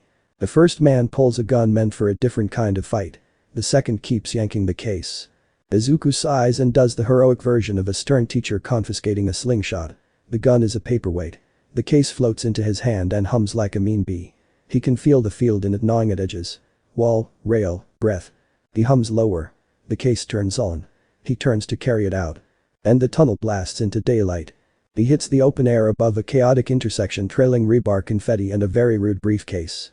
Eve is there already, suspending 3 cars that were about to discover modern dance the hard way. Pink ribbons cradle them like slings. She glances at him, at the case, at the sky beyond him. Her expression does a small math that says we're not alone. Brow, she says, not thrilled. Brow comes down like a very polite meteor and stops 3 meters away. There is a new bruise at his jaw and the dull shine of someone who sparred with feelings and lost the first round. He points at the Void Forge. His accent is what happens when a knife learns grammar. Hand it over. You are mishandling classified ordnance. It's a stolen apocalypse, Izuku says. We're returning it. Not your GD, Rao says, sneering like a younger man than his bones. To command. It belongs to us. Eve floats between them, pink light smoothing to a thin sheen. The light looks delicate. It stops shells. You don't have jurisdiction here. Neither do you, Rao replies, meaning earthlings, go stand in your corner. The word has dust on it. He jerks his chin at the wrecked street. You cause this and then pretend to heal it. How efficient. Eve's mouth goes soft in that way that precedes either a kiss or a threat. We stopped your friends from poking a hole big enough for myths to crawl through. Not our friends, Rao snaps, surprisingly quick. The pride that burns in him resents the association. And not your concern. Izuku could meet insult with insult. He doesn't. He takes a breath, hears the tunnel steel settle, hears Eve's heartbeat steady its tempo to match his. Rao, he says, level. Help us. Or step away. But don't make me choose between your ribs and a city block. Rao's eyes sharpen. Something else sharpens out past him to the air. It clots in a specific way Izuku is learning to fear. Eve, he says. See it, she murmurs. Corridor east. The portable Void Forge doesn't like being contained. Atlas and friends tuned this one to chain react when handled by people it doesn't respect. It throws a tantrum, decides building equals suggestion, and the facade of the museum down the block wrinkles like paper. Eve knits beams out of pink light so fast the air forgets how to collapse. Izuku slides under the forming arch to add a vertebra. He is halfway through the motion when Rao is suddenly there, gauntlet out, catching the case like a football at the 40-yard line of a war. Enough, Rao growls. You're children with hammers. He winds back his arm to throw the case skyward. And the case spits a tongue of not quite there directly at a street vendor's cart. There are 1,000 ways to lose a city. One of them is to let a small cruel machine subtract a woman who sells mint tea because she is where the math is easiest. Izuku sees her eyes, the scar on her thumb, the pendulum of a copper kettle swinging like hope. He moves. He's in front of the knot tongue, palm out. He hums. The tongue stutters and becomes spray. Eve flips her wrist and prints a small pink dome over the vendor and her cart. The hot spray slicks off like rain on wax. Still humming, Izuku looks at Rao. You throw that in the air and it chews a corridor through 30 roofs before Eve can catch it. Rao's jaw sets. His hand tightens. Let it go, Izuku says, quiet. To me. For a second the only sound is that wrong hum and the Cairo day pretending to be normal. The woman behind the cart is holding her breath. Eve's field is a pink hush around the disaster. Rao's breathing is too fast because he thinks speed is a synonym for certainty. He opens his hand. Izuku takes the case. He feels the way it wants to be terrible and refuses to introduce it to that wish. He nods once to Rao, once to Eve, and then carries the case down into the tunnel, away from pictures and people and the stories they keep inside their walls. "Robot," he says. "I need your worst lullaby." Sending robot answers. Oscillation pattern delta void 4. "You will hate it. It will work." It does. The case complains like a spoiled child slowly being bored to sleep. The hum that tastes like hunger lowers and stops. When Izuku climbs back to the street, the vendors have started talking again because someone has to pay rent. A little boy with a soccer ball beats dust off it with dignified purpose. The woman with the kettle sets it back on a portable stove and stares at Izuku like a person who has seen gods and found them insufficient. Then she hands him tea. He takes it because manners save worlds. He drinks. It's too sweet and hot and perfect. He coughs. Eve laughs softly behind her mask. Rao looks away to avoid catching that laugh like a virus. Sirens. A wall of uniforms.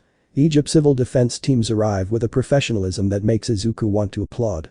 They bring stretchers and questions, then a translator who does not need to tell Eve what the lead officer is saying, because Eve is already speaking Arabic in a schoolteacher's cadence, explaining nets, corridors, insurance, everything boring that will keep this neighborhood less interesting next time. The lead officer meets Izuku's eyes over his surgical mask and nods. The nod says, "You did not make a mess we have to clean alone."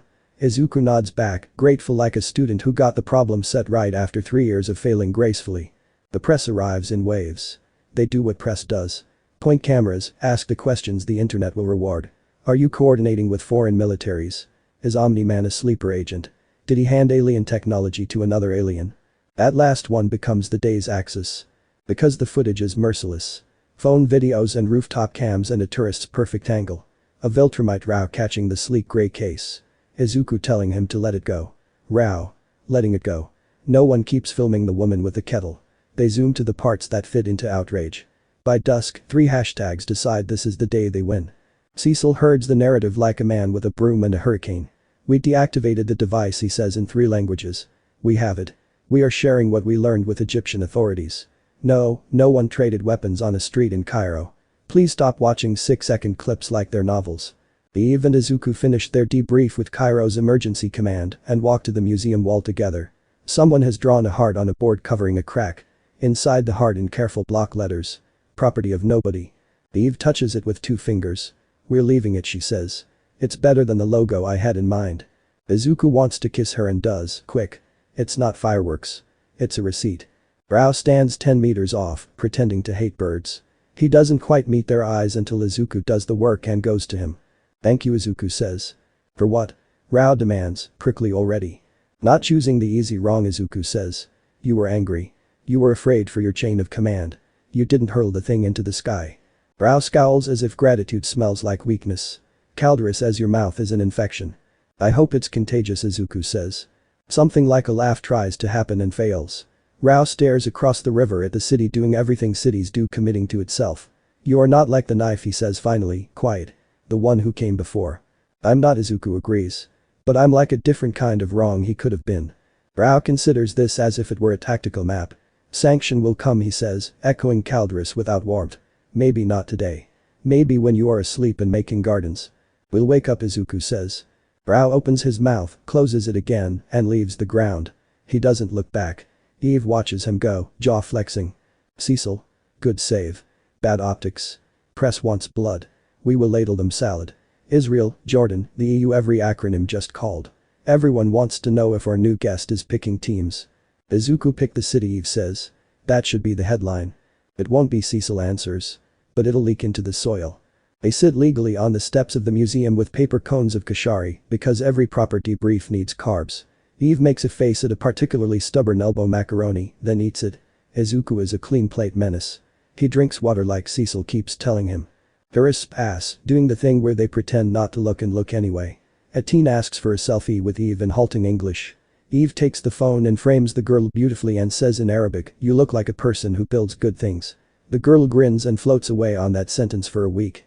"You know," Eve says around a mouthful, "I'm mad at Rao." "I know," Izuku says. "I'm also mad at," she gestures vaguely at the usefulness of villains. At Atlas, at copycats, at ideas that eat boundaries because they're there. I know, Izuku repeats and nudges the last bite into her hand. And you still let your anger walk on a leash. She smiles against the fork. You hum better when I do. He leans shoulder to shoulder. True. It is a quiet moment. It lasts 6 seconds. Then the internet finds them again and their phones blow up with wolves and love. A senator somewhere calls Omni-Man a security risk and a sanctimonious campaign ad in a single tweet. A pundit calls him a sleeper agent with great hair.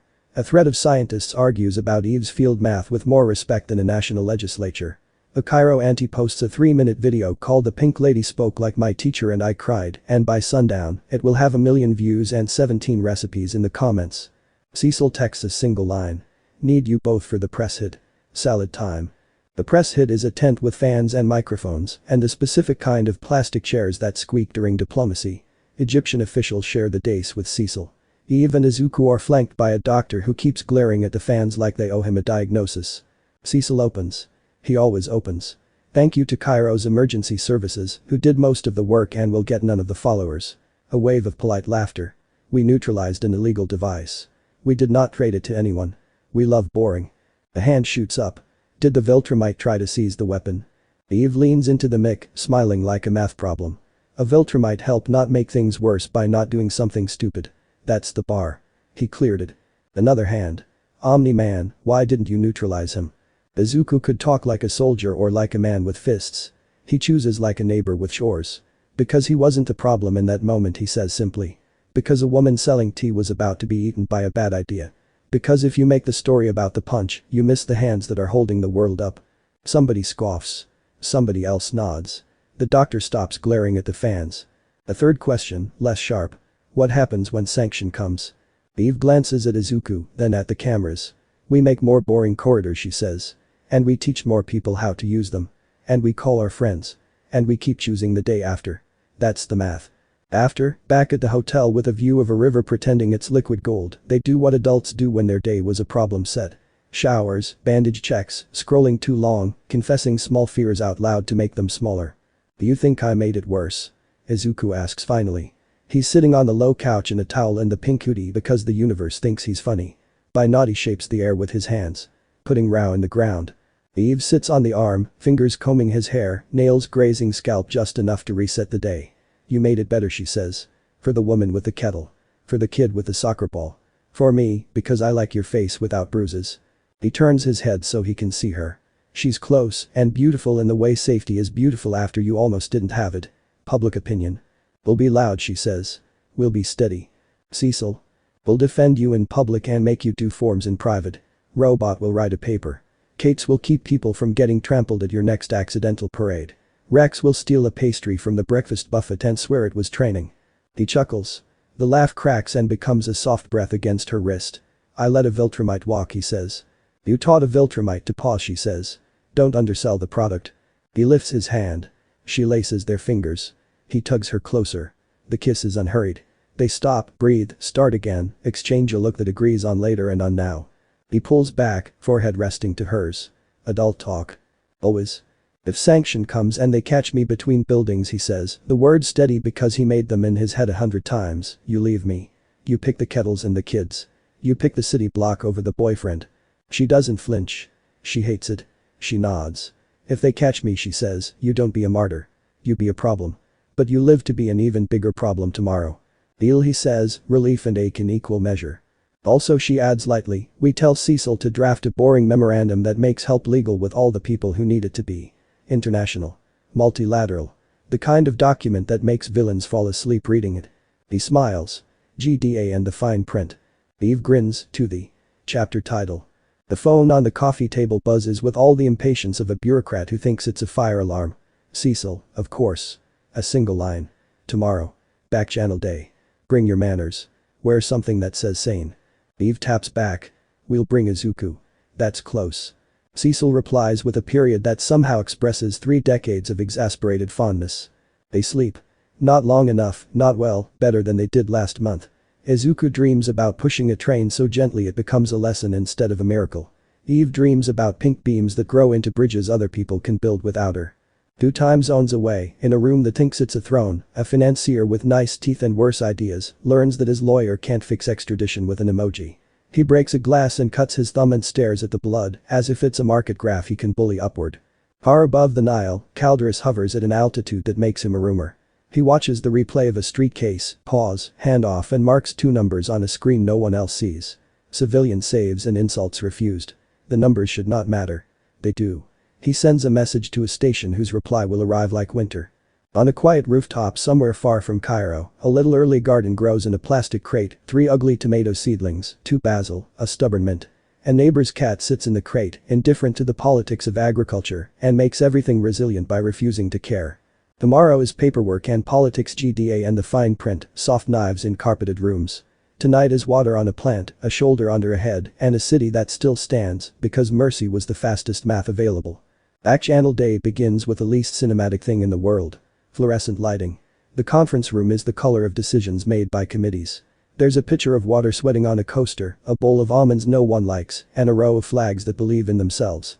Cecil arrives with a folder thick enough to bruise. Lawyers follow in dark pairs the way sharks do. A woman from Treasury smiles like a velvet rope. 2 diplomats carry expressions ironed flat for travel. Robot hovers at the end of the table like a helpful rumor. Duplicate is not duplicated. She's here as a person and therefore a witness. Rex is 15 minutes early and pretending to have been here all night. Eve and Izuku sit side by side, hands visible, power invisible, patience warming in their laps. Cecil doesn't waste the room's oxygen. Good morning. We have 3 jobs. Stop the copycat void forges, stop the rumor that you two are a privatized invasion, and stop ourselves from making everything worse by trying too hard. There is a document. Please contain your excitement. Treasury slides copies down the table like cards in a game everyone will lose unless they agree not to. The cover reads. Multilateral Mutual Aid and Safety Corridor Compact, Mask C. Eve flips to the glossary first, of course she does, eyebrows lifting at shocknet, appearing as if it had always been a term of art. You put my net in a treaty, she says. Did you at least spell it right? We are using your spelling, Cecil says. Also your engineering notes, robots testing, and a dozen municipalities' complaints about sonic booms.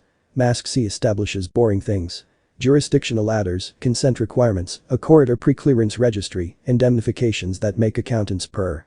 It also carves out a heroic safe harbor for you two when you act inside the net. No more ad hoc paperwork at 3 a.m. The diplomat on the left clears his throat. And it limits your authority, Mr. Midoriya, Ms. Wilkins. No unilateral interventions in domestic disturbances. No first strikes. No serving warrants. No regime changes because you had a dream about a better cabinet.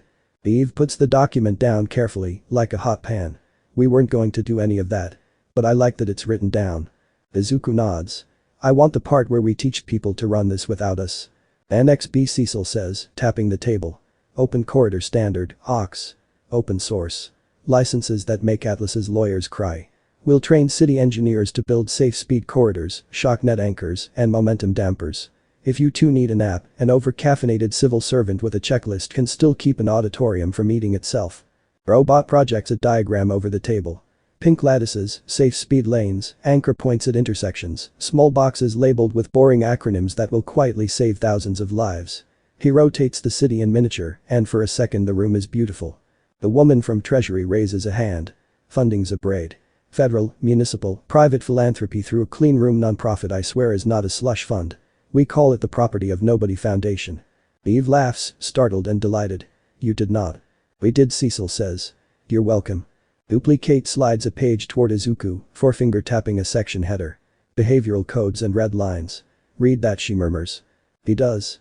He reads out loud because it forces lawyers to hear their own words. No lethal force except to prevent immediate loss of life when no lesser option exists. No detentions beyond immediate scene safety. No black mask operations. No covert work. Eve translates for anyone who doesn't spend weekends reading oversight reports. No propaganda. No helping cops clear protests. These are good lines.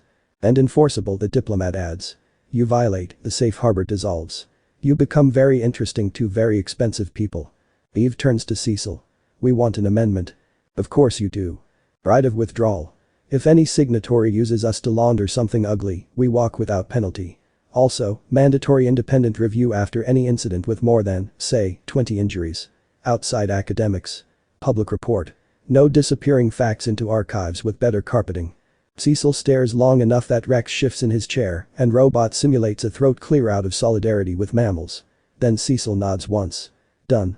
You'll take the hill when the hill gets mad. Boring heroics and boring hearings, Eve says. Our brand. Rex raises a finger. Question from the floor. What if I, humble king of explosions, want to toss a gorgeous well-timed boomerang at a guy named, for example, Atlas Rift? Does Mask C let me ask nicely and then ignore the answer? No, 3 people say, not in harmony but with equal conviction. Got it? Rex sets his jaw. I will invent a spreadsheet. Duplicate smiles sideways. I will laminate it. Eve flips to the last page. We signed this today. And you publish the Ox tonight. That's the play, Cecil says. We strand Atlas's business model on an island called open source. We make the Void Forge supply chain a lonely place. Izuku closes the document. He doesn't sign it. He looks at Cecil. We want to be very clear. Please, Cecil says. Clarity saves me, antacid. We don't work for you, Izuku says. Calm, not defiant. We work with you when the work is rescuing, building, teaching, preventing. If you ever hand us a mission that smells like conquest, we're gone. If you ever soften a truth because the truth will make a senator nervous, we'll say it out loud. Eve adds, just as evenly, and if your people leak us at the wrong moment to win a news cycle, we will roast you with math and win anyway. Cecil's smile doesn't move. His eyes warm by a degree.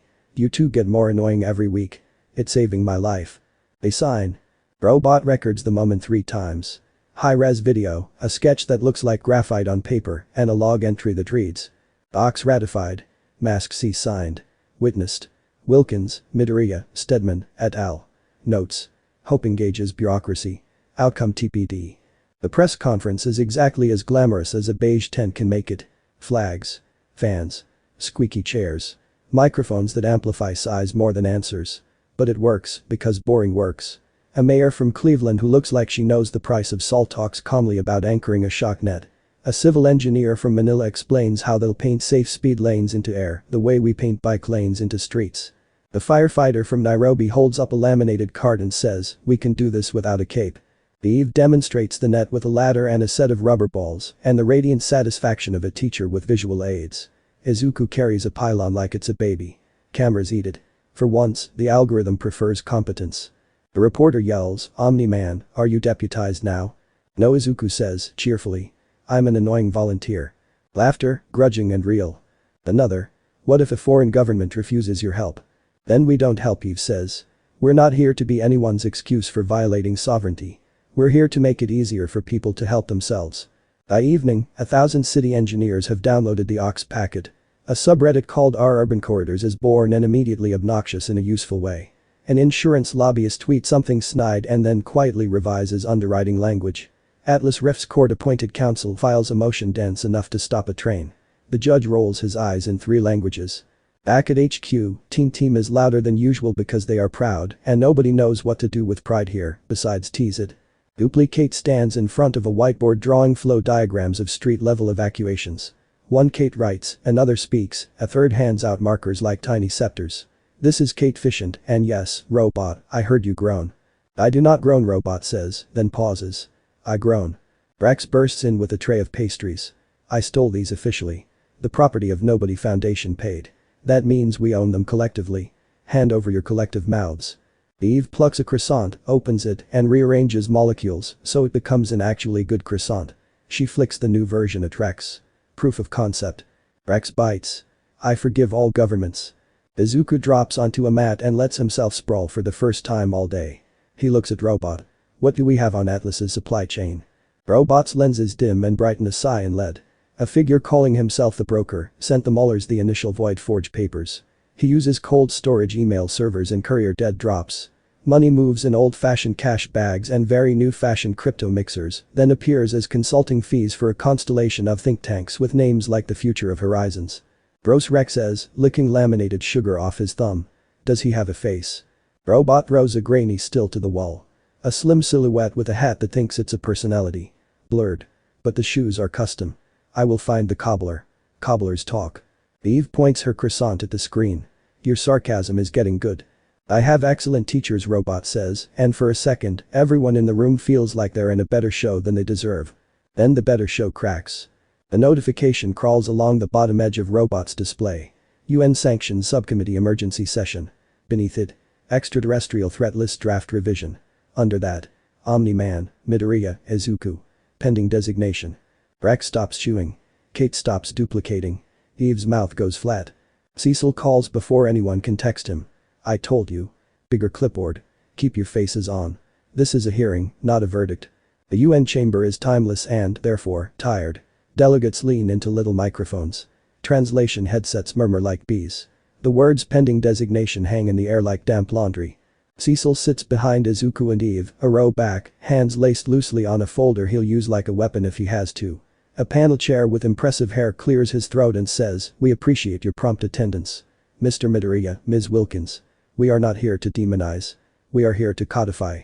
Words that have never led to a party, Eve murmurs, just loud enough to straighten Izuku's spine. The delegate from a country that exports steel and fear leans into his mic. "Mr. Midoriya. You admit to Viltrumite heritage?" "Yes," Izuku says. "Biologically. Not politically." "And you refuse association with prior Viltrumite activity on Earth?" "I refuse association with conquest," Izuku says. "On any Earth." There's a rustle. The impressive hair leans. "Under what circumstances would you engage another Viltrumite with lethal force?" Eve inhales. Izuku answers. "Only to prevent immediate loss of life. If I can help them stop, I will. If I can't, I'll stop them." The delegate in a bright beautiful tie says, "And you expect us to trust your judgment?" "No," Izuku says. "Not yet. I expect you to build corridors that make my judgment matter less." Someone chuckles. Someone writes it down. Robot presents the ox like a scientist in love with his own math and too shy to say it aloud. Kate speaks for the people who have to tape off streets while heroes pose. Rex sits on his hands like a saint. Cecil does nothing at all, the most dangerous thing he can do, until a delegate with an agenda tries to make Cairo into a cudgel. "Your footage shows you returning a device to an alien," the delegate says. "Explain." Eve leans in, voice librarian calm. The alien in question was about to make a bad throw. Izuku's hands were occupied stopping a building from giving up on nouns. He told the alien to drop it. The alien did. We deactivated the device. We have custody. You can see it in our evidence locker public link, already shared with your staffers. She smiles without teeth. Please watch the whole video next time. Rex exhales a laugh, he turns into a cough. Kate's mouth twitches. Cecil does not move, which means in his head he is doing cartwheels. The chair with the hair confers with a woman who has read every footnote. They whisper. The chair returns to the mic. The panel declines to designate Mr. Midoriya at this time. Instead, we request quarterly reports under Mask C and invite grimaces at the legalese NGOs to participate in independent reviews of incidents above a stated threshold. Lawyers nod. Diplomats perform small reliefs with eyebrows. The internet erupts in both directions. Eve squeezes Izuku's knee under the table.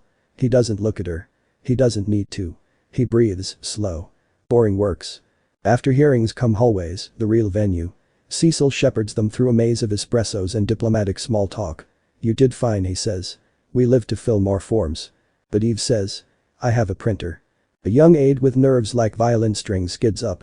"Ms. Wilkins. My aunt is a firefighter in Detroit. She asked me to give you this. It's a patch." Eve takes it like it's a medal. Detroit fire stitched in thick thread. "Property of nobody" scribbled on the back in Sharpie. "Tell your aunt I'm stealing this, legally." The aide beams and runs away to add this story to his personal myth. Izuku leans against a cool marble wall, lets his head thunk once. "We did a hearing. We survived a hearing." Eve's nose brushes his cheek. "Proud of you." "Proud of you," he echoes. "Consent-based mutual admiration," Rex announces, arriving with the worst coffee in the building. "Drink. We have a thing." "What thing?" Kate asks, appearing at his elbow with a stack of translated Ox pamphlets that could stun a bear. Robot answers. "The broker called." Cecil stops. The hallway stops being a hallway. "He called who?" The robot says. "Encrypted. Useless. He asked for you too. Meeting, tonight. Public place. To discuss market corrections." Eve pinches the bridge of her nose. "He wants to threaten us with capitalism." "Ceilings are very high in that church," Rex says. "Let me at least carry the ladders." Cecil looks like he would like to drink several ferns. "No. You don't take the meeting." Izuku tilts his head. "We take it," he says. "In our way. Our place. With our corridors already painted in the air." Eve's smile turns pragmatic and sharp. "We pick a venue where boring is king." They choose a mid-city botanical conservatory that smells like plant ambition and old donors. The roof is glass and humility. There is a cafe serving drinks named after people whose portraits glower on plaques. The air is wet in a way that makes even Viltrumite lungs behave. Eve and Izuku arrive as civilians. Jeans, jacket, and aura of please, don't make us pose. Robots' drones are disguised as rare dragonflies. Duplicate is staffed tonight, wearing a name badge that says Kate in 8 fonts. Rex is disguised as a potted palm. He is not good at it. The broker enters the way a rumor does. From a door you didn't notice, with shoes you could date a year by. He is mid-height, mid-age, mid-everything, except for eyes that have never once decided something wasn't his job. The hat is expensive and pathetic. He smiles like a coat check at a funeral. Ms. Wilkins. Mr. Midoriya. Property of nobody indeed. Eve doesn't offer a hand. Izuku doesn't stand. The power plays fail to land and soil the stamp. The broker sits without being asked. I represent clients with an interest in smoothing market turbulence. Your open source gesture has, shall we say, kneecapped certain ventures. This invites improvisations. Translation. Rex whispers over comms. He wants a cut. The broker folds his hands. I want a picture of the future that includes you in a way my clients can underwrite. Morality is a fine brand. It should not strangle liquidity. Eve lifts a brow. You build mouths in the world and call it liquidity. You're not naive, he says warmly. You understand. That you bought a schematic from men who argue about which one is the clone, she says. That you financed Atlas Rift. That you've already wired money to 2 labs who think the word void is a pet. That you are painting targets on neighborhoods and calling it innovation. The broker's smile doesn't change. His eyes go colder by a measurable degree. Then let me be plain. You cannot be everywhere. You will tire. The public's attention will move on. And the next man I fund will not misunderstand leverage. He will aim for a place. Tender. A hospital. A nursery. A school. He will make you choose. Izuku says, very softly, don't. Consider it. A demonstration, the broker says, and lays a small, sleek device on the table. It's not a void forge. It's a beacon. Tonight, at exactly. Eve flicks her fingers. The device disassembles into a pile of shy screws. The broker doesn't flinch. He doesn't need this one to work. He needed them to hear the time. Robot, Eve says. Already moving, robot replies. Signal triangulated. 3 addresses. 1 is a school. Duplicate vanishes like a magic trick you don't clap for because you're running. Rex sheds palm leaves and explodes out the side door so fast a docent drops a tray. Izuku stands. Eve stands with him. The broker reaches for his hat like a man grabbing a parachute. Cecil's voice arrives like a warrant. Do not touch him, he says in their ears. He is recording. He wants to be a martyr. Eve looks down at the pile of screws, up at the man who thinks numbers insulate him from fire. Every time you try this, she says, we will build a corridor around your plan and make it boring. You cannot monetize boring. The broker tips his head. We'll see. They leave him sitting under a palm that is actually Rex's decoy and cross a city at the speed of consent. 3 addresses. 3 near disasters that almost learn the word plot. At the first and overnight clinic, Izuku hears the wall tell him where it will split and wedges himself there until the pressure decides to be something else. Eve threads pink through HVAC like silk and turns a surge into a sigh. Rex throws nothing. He ferries mothers and night shift nurses like contraband.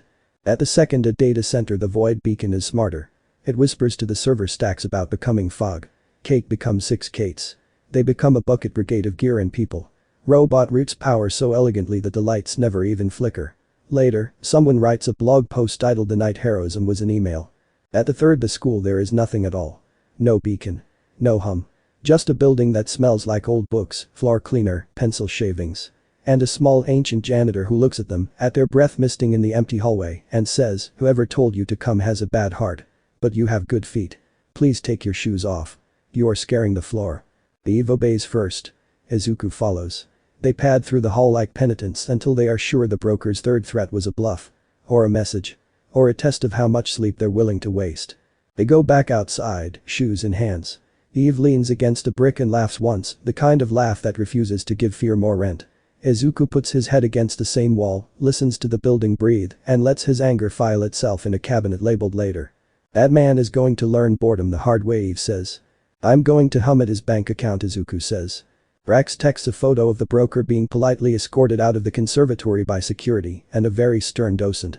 Kate texts a picture of a data center manager crying into a vending machine coffee. Robot texts a spreadsheet no one pretends to read. Cecil texts a period. They meet back on their roof because even heroes need to close tabs. The ugly chair is uglier in the moonlight. The tomato seedlings look like they plan to survive. Eve sits backward on the chair, arms folded over the backrest, chin on her wrists. Izuku sits cross-legged on the tar, elbows on knees. The city breathes around them like a large, surprised animal that is beginning to trust its own heartbeat again. Adult talk, she says. Always. If the broker escalates, we escalate. Boringly, she says. More ox trainings. More cat efficient drills. A public database of every lab that has said the word void with a budget. Sunshine and grants that make good science more attractive than stupid science. And Izuku says, we sent Calderus a message. Eve blinks. What kind of message? The kind that says, sanction is coming, we know, we're building for it. If he wants to talk metric yellow again, he knows where to find the garden. She considers. You want him to choose us before command makes him choose them. I want him to have a choice, Izuku says. And I want him to know that we'll be very, very annoying if he chooses the wrong one. Eve's mouth tilts. Consent-based threats. Spicy. He leans closer until their foreheads touch. I like you. I like you more. He smiles into the space between them. You hum better when I do. She kisses him. It's unhurried and short because their phones are going to ring and the broker will grow a new hat and tomorrow will be corridor diagrams and spinach and hearings. It's enough. The phones ring. Robot first. Calderus pinged an orbital relay. Message flagged personal. Content. 3 words. Cecil second. Don't stab anyone. Also, what are the 3 words? Eve. Robot. Robot displays the message in the air above their rooftop, letters cut from starlight. Illo holds. Listening. Eve exhales. Izuku laughs soft, relieved, braced for the bite still coming. Rex. Is that Viltrumite for maybe I won't absolutely ruin your Thursday? Hate. It's Viltrumite for we're in Act 2. Cecil. Enjoy your 5 minutes. Broker won't. Sanction won't. Atlas's friends won't. But Mask C is signed, Ox is live, and your tomato plants look cocky. Go to sleep. They don't. Not yet. They sit with the message floating above their garden like a slightly threatening moon. They trace the lines of their coming days. Trainings, hearings, a set of gloves for Izuku that won't vaporize at Mach 2, a ridiculous hoodie Eve is absolutely going to print for him that says boring heroics. Somewhere in a hotel bar, the broker stares at a cocktail and tries to think of a synonym for leverage that can't be turned into a hashtag. He fails. Somewhere in orbit, Calderus stands with his hands behind his back and composes a report that tells the truth without giving command a reason to sharpen their knives yet. He keeps one line to himself. They are building an empire of restraint. I cannot measure it. It scares me usefully. Somewhere between places, the Null King turns in a sleep that looks like subtraction and dreams of corridors it cannot eat. On a roof that will soon grow ugly, sun sweet tomatoes, Eve and Izuku file their anger, polish their patience, and pick their next fight. A fault that has nothing to do with the ground and everything to do with the word enough. The first warning isn't a siren or a scream. It's the taste of copper and printer toner. Izuku is halfway through a Mask C seminar in a Cleveland firehouse whiteboard, donuts, a dozen skeptical faces softening under the weight of competence when the world takes a shallow breath and forgets whether floors are floors. Coffee cups tick inward on their saucers. Marker caps roll toward the same corner of the room as if it were downhill. Eve's head comes up. The color behind her eyes changes from polite teacher to sparks in surgery. Robot, on the laptop at the front, draws a map the size of a country with 3 elegant strokes. Non-tectonic harmonics. New Jersey coast. Signature is. Adjacent to Cairo and Atlas Rift. But scaled. Cecil's voice arrives like a fax you can hear. Freight yards east of Newark. Private warehouse. Broker's name touched the lease for half a second and then vanished. Atlas is in custody, but his lawyers have visitation. Make a guess. Guess. We're late, Eve says, and the room ghosts around them as pink light folds into a corridor and the two of them step out of their own seminar like magicians with 16 union cards. The corridor drops them above cranes and container stacks and the iron hymn of trains. The air is wet and smells like salt and money. The river beyond the yards glints like a blade.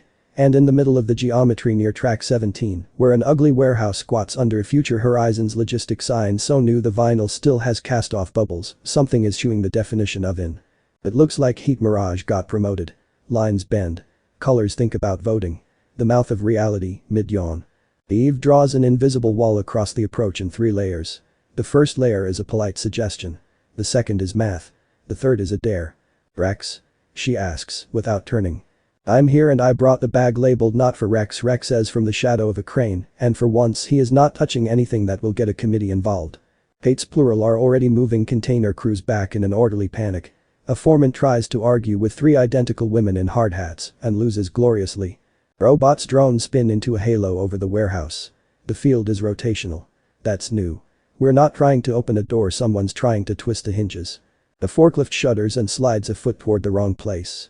Izuku is there, hands under its frame, humming "You weigh something" into steel and tires. The machine remembers gravity and sits down with dignity. Eve's eyes flick to the warehouse doors as they jerk inward, then outward, then both. "We need to see the core." "Side access," robot says, painting a pink outline on a cinder block wall like spray chalk for thieves.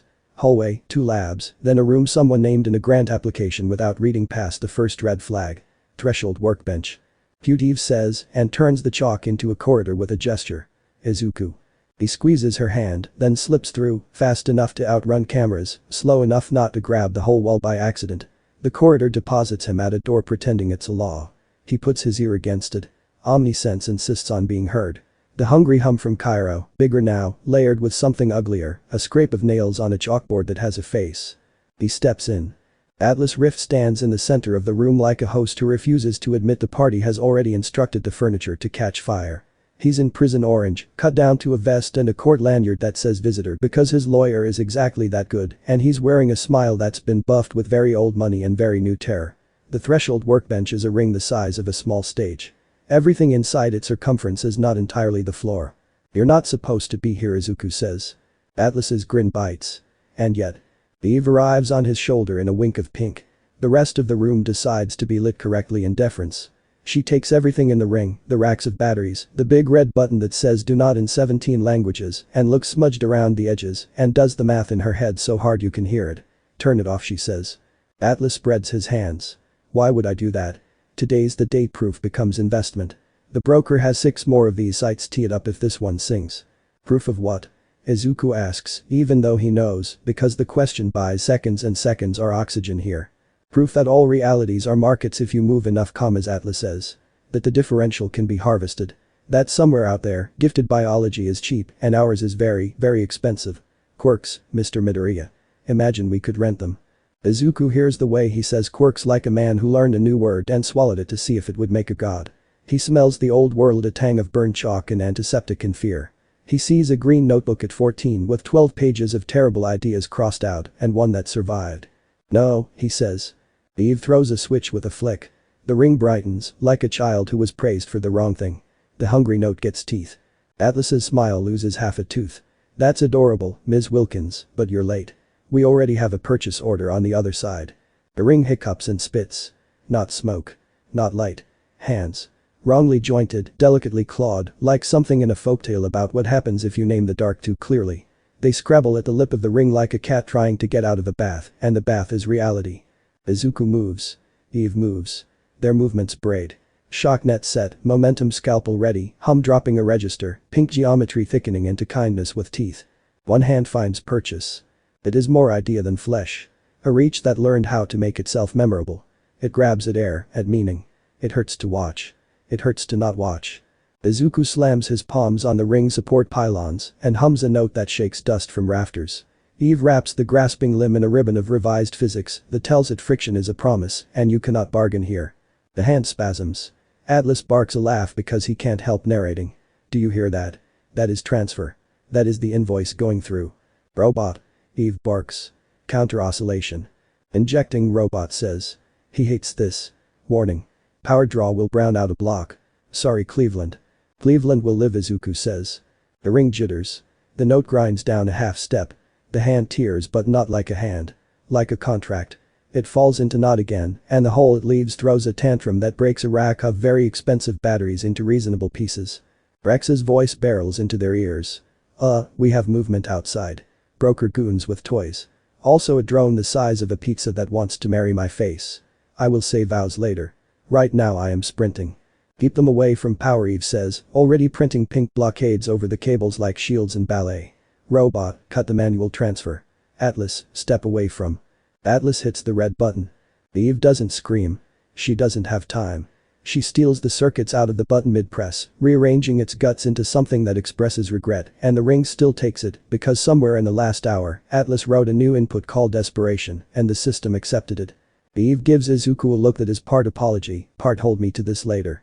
"I'm going to make a choice you're going to hate." "Do it," Izuku says. She steps into the ring. The field loves her instantly. It licks every edge of her and asks if she's serious. She is. She is Adam Eve, who learned as a child that molecules are flirtations with rules, and that sometimes you say yes to an exception, so you can save the test.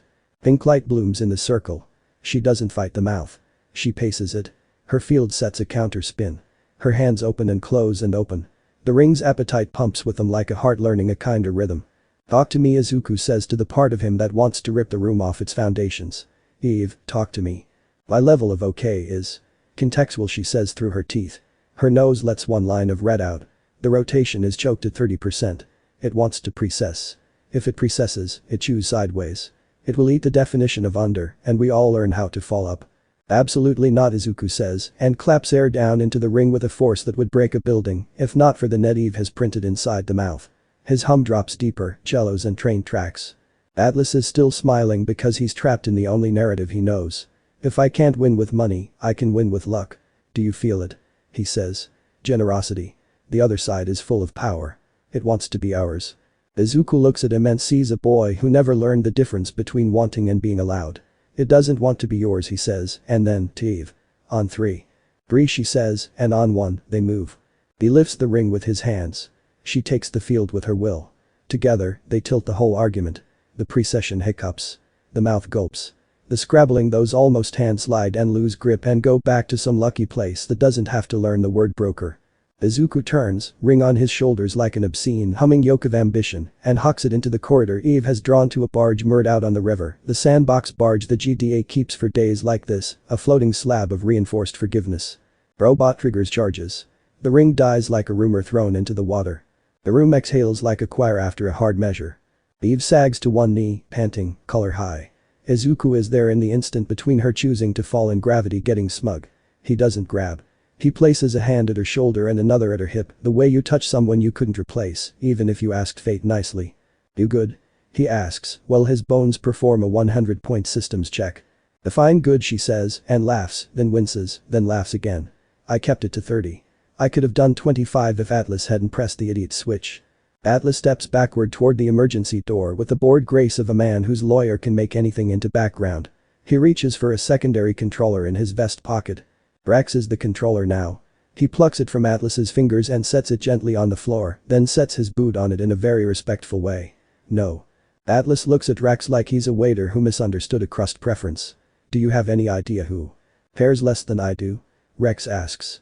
I don't think you could pay me to med, actually you could pay me a lot, but I'm in a union now. The do not break reality union. Dues are hugs. Eat rocks. Cecil appears in the doorway like a verdict. Mr. Rift, he says, I would explain the charges, but the list is long enough to trip you. He nods at the cuffs, which are not normal cuffs, because even law has to occasionally dress up. Hands. Front. Atlas gives him a smile he must practice in better mirrors. He surrenders like a man auditioning to be wrong later. The warehouse settles its bricks. Outside, gunfire starts and stops in a soundbite. Duplicate has a dim view of goons who bring toys to a corridor fight, and she has written a pamphlet about it with her fists. The crane sighs. The sky peels back to its regular shade of honest. Eve leans back against Izuku's knees and closes her eyes for 3 heartbeats. When she opens them, there's still hers a relief that hits him behind the ribs. She looks up at him from the floor, upside down, messy, perfect. Consent-based laying on your legs, she declares. Approved, he says, and bends until his forehead kisses hers. Fancy footwork. I inverted a precession, she says, smug and shaky. You inverted my everything, he says. Rex coughs. Sir. Ma'am. Please. People are about to take pictures. Eve scrubs at her face, stands, and looks around the room with the eyes of a contractor giving a merciless quote. We published the write-up tonight, she says, breath evening out. How to not build a mouth in a warehouse. Free, rude, with diagrams robot can live with. Robot likes this plan so much his LEDs bloom. I will put jokes in the alt text. Cecil, Izuku says, turning toward the man with the guillotines in his pocket, this was bigger than Cairo. Yes, Cecil says. Which means the people writing checks are more scared and more reckless. Broker's already calling it a beta test that proved demand. He rubs the bridge of his nose. We'll seize 5 more sites before dinner. We'll miss one. We'll pay for it with hearings. Eve's mouth flattens. We'll pay for it with janitors and night nurses if we get sloppy. We won't, Cecil says. He sounds like a promise that still grows its own doubt and feeds it very little. Outside, across the tracks, a man in a hat stands in the lee of a container stack, watching the world refuse to sell itself to him. The broker is smaller than his shadow thinks. He touches the brim of the hat as if it were a password that stopped working and leaves. He will grow a new hat. He will think of synonyms for leverage and hate all of them. They work the rest of the day the way grown-ups do. Calls, paperwork, a boring press hit where Eve demonstrates precession with a spinning chair, and Izuku catches a coffee cup from midair and hands it back with a nod so unnecessary it becomes charming. The aux packet gets a new annex called rotational anomalies. An entire discord of engineers argues about term length and, astonishingly, gets it right. At night on the roof, the sky tries on midnight and keeps it. The seedlings look taller out of spite. The ugly chair pretends it was always art. Eve lies with her head in Izuku's lap and a bag of frozen peas balanced on her nose because vanity is for mornings. He combs her hair idly, not because she needs soothing, but because he needs the ritual. The dull talk, she says, the bag giving her voice a nasal music. Always. I did a dangerous thing, she says. I let a machine inside my edge. It was the right move. It was also a little addictive. She shifts the peas, looks up at him. If I start jazzing those moves because they feel like cheating death at scale, yank the leash. I will, he says, instant. And if I start thinking grabbing entire rooms is my job, you remind me the floor is not a hug. She smirks. You hum better when I bully you. I do. She takes his wrist, drapes it over her shoulder like a seatbelt. Pressure. He gives her weight until she says enough and then gives her a little more because they know each other's enoughs now by muscle memory. They breathe like that their own little precession, choreographed. Robot pings their private channel with a line of text shaped like a raised eyebrow. Calderus requests a vector. Meaning? Eve murmurs. Meaning, Robot says, he asked for a place to meet that isn't the sky. Cecil jumps in, all talc and sharpness. No meetings. He wants to make you a jurisdiction. You're not a jurisdiction. You're a disaster relief grant with abs. Izuku smiles at that despite himself. We offer a garden, he says. Public, neutral. The conservatory where the broker tried to be interesting. Noon. No hands. No knives. We bring cookies. Bringing cookies to a Viltrumite audit, Rex texts. This is my kink now. Consent-based kink, Kate replies. Also I baked, take mine. Approved, Eve says, and then she presses the peas aside and sits up, straddling his lap, framing his face with cold fingers. Flirting during a cease nothing. Dangerous, he agrees, and kisses her as if the world's fault lines were all going to appear tomorrow and they should practice being steady. They stop. They breathe. They start again. They stop because their phones glow with a message from Robot that makes the roof tilt by a recognizable centimeter. Atlas Rift has been transferred to federal custody, 18A en route, transport dark for 4 minutes. Location. Pulaski Skyway. Cecil. Broker. Eve stands already. Izuku is air. The peas fall, explode. The ugly chair nods like it understands. Over Newark, a convoy hums along a ribbon of road that thinks it's an idea. The night smells like oil and serious men. A drone with the personality of a cruel frisbee drops from a billboard shadow. The lead vehicle coughs. The lights go out. The van in the middle, Atlas's van, loses power, then gains it in the wrong direction. By the time Izuku and Eve arrive, the van is half through a hole in the air where a bridge should be. Not broken. Absent. Broker's men have dressed a gap as if it were asphalt and gravity took the bribe. Eve's hands are out. Pink spans snap into place across the knot bridge ladders, buckles, slings. Izuku gets under the van the way he got under the plane on day one of this life and hums wait is a promise until the vehicle forgets to die. Agents inside are pale but dutiful. Atlas, hands cuffed, hair perfect, stares at the hole he paid to be in. For the first time, he looks as close to afraid as a man like him can.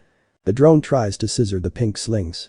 Rex throws a vibration grenade that confuses its soul, and Kate kneecaps it with the authority of a school principal. The hole in the air broker's negative tries to pout. Eve redraws road in math too boring to protest. They set the van down safely in the lane and hand Atlas to a different custody with fewer loopholes in its leaves. Atlas's mouth opens on a line that would make a judge hate him on 3 continents. Eve presses a finger to her lips. No. He closes his mouth. He learns temporarily how to be scenery. Cecil sums, over the radio. Broker escalated. You de-escalated. Sanction watches. The Null King sulks. We sleep 2 hours. Tomorrow we teach Baltimore how to paint corridors. Roger, Rex says. Also, I'm hungry. Always, Kate says. Eve looks at the sky, then at Izuku. Fault lines aren't just in the ground, she says. They're in people, he agrees. We'll keep welding. They go home. The ugly chair is smug again. The peas have thawed into an apology. The seedlings stand taller under moonlight that has chosen not to measure itself against their stubborn. The cross vacuum, in a ship shaped like a blade and a choice, Calderus looks at the word garden transmitted on a channel command doesn't monitor and practices a sentence that is not in his manual. I need your help. In a place that isn't a place, the Null King pushes a hand through a mouth and remembers being denied. Hunger makes plans. The plans learn the names of rivers. And in a city whose fault lines are social first, physical second, two people choose again tomorrow, and then the day after, and then the day after that to be the hinge the world swings on without breaking. You said. Continue. Chat said. Thought for 48s. Chapter 8 Evolved Eve. The conservatory smells like ambition that learned chlorophyll. Glass ribs arc overhead. Palms aspire to gossip with rafters. A school field trip huddles near the koi pond, learning how to whisper loudly. On a bench under a sign that says please do not tap the glass. The fish are unionizing. Eve sets a Tupperware of cookies between herself and a man built like a verdict. Aldera sits with perfect posture because slouching probably isn't in the manual. He did not bring flankers. He did bring a look that says he has already memorized every exit and decided which he'll use if he has to ruin a wall. Yellow holds, he says, as if reading the weather. Listening. Great, Eve says brightly, because weaponized cheer is a perfectly legal deterrent. Oatmeal chocolate chip. To bribe your better angels. Izuku watches them from the rail, one shoulder against a column, hoodie hood halfway up so the school kids don't pop like confetti. He's relaxed on purpose. Omnisense hums under his skin like a well-oiled instrument. Alert, not scared. Aldris eyes the cookies as if they might conceal a clause. Your empire of restraint, he says, as if turning over a new coin, is noisy. It recruits, not conscripts.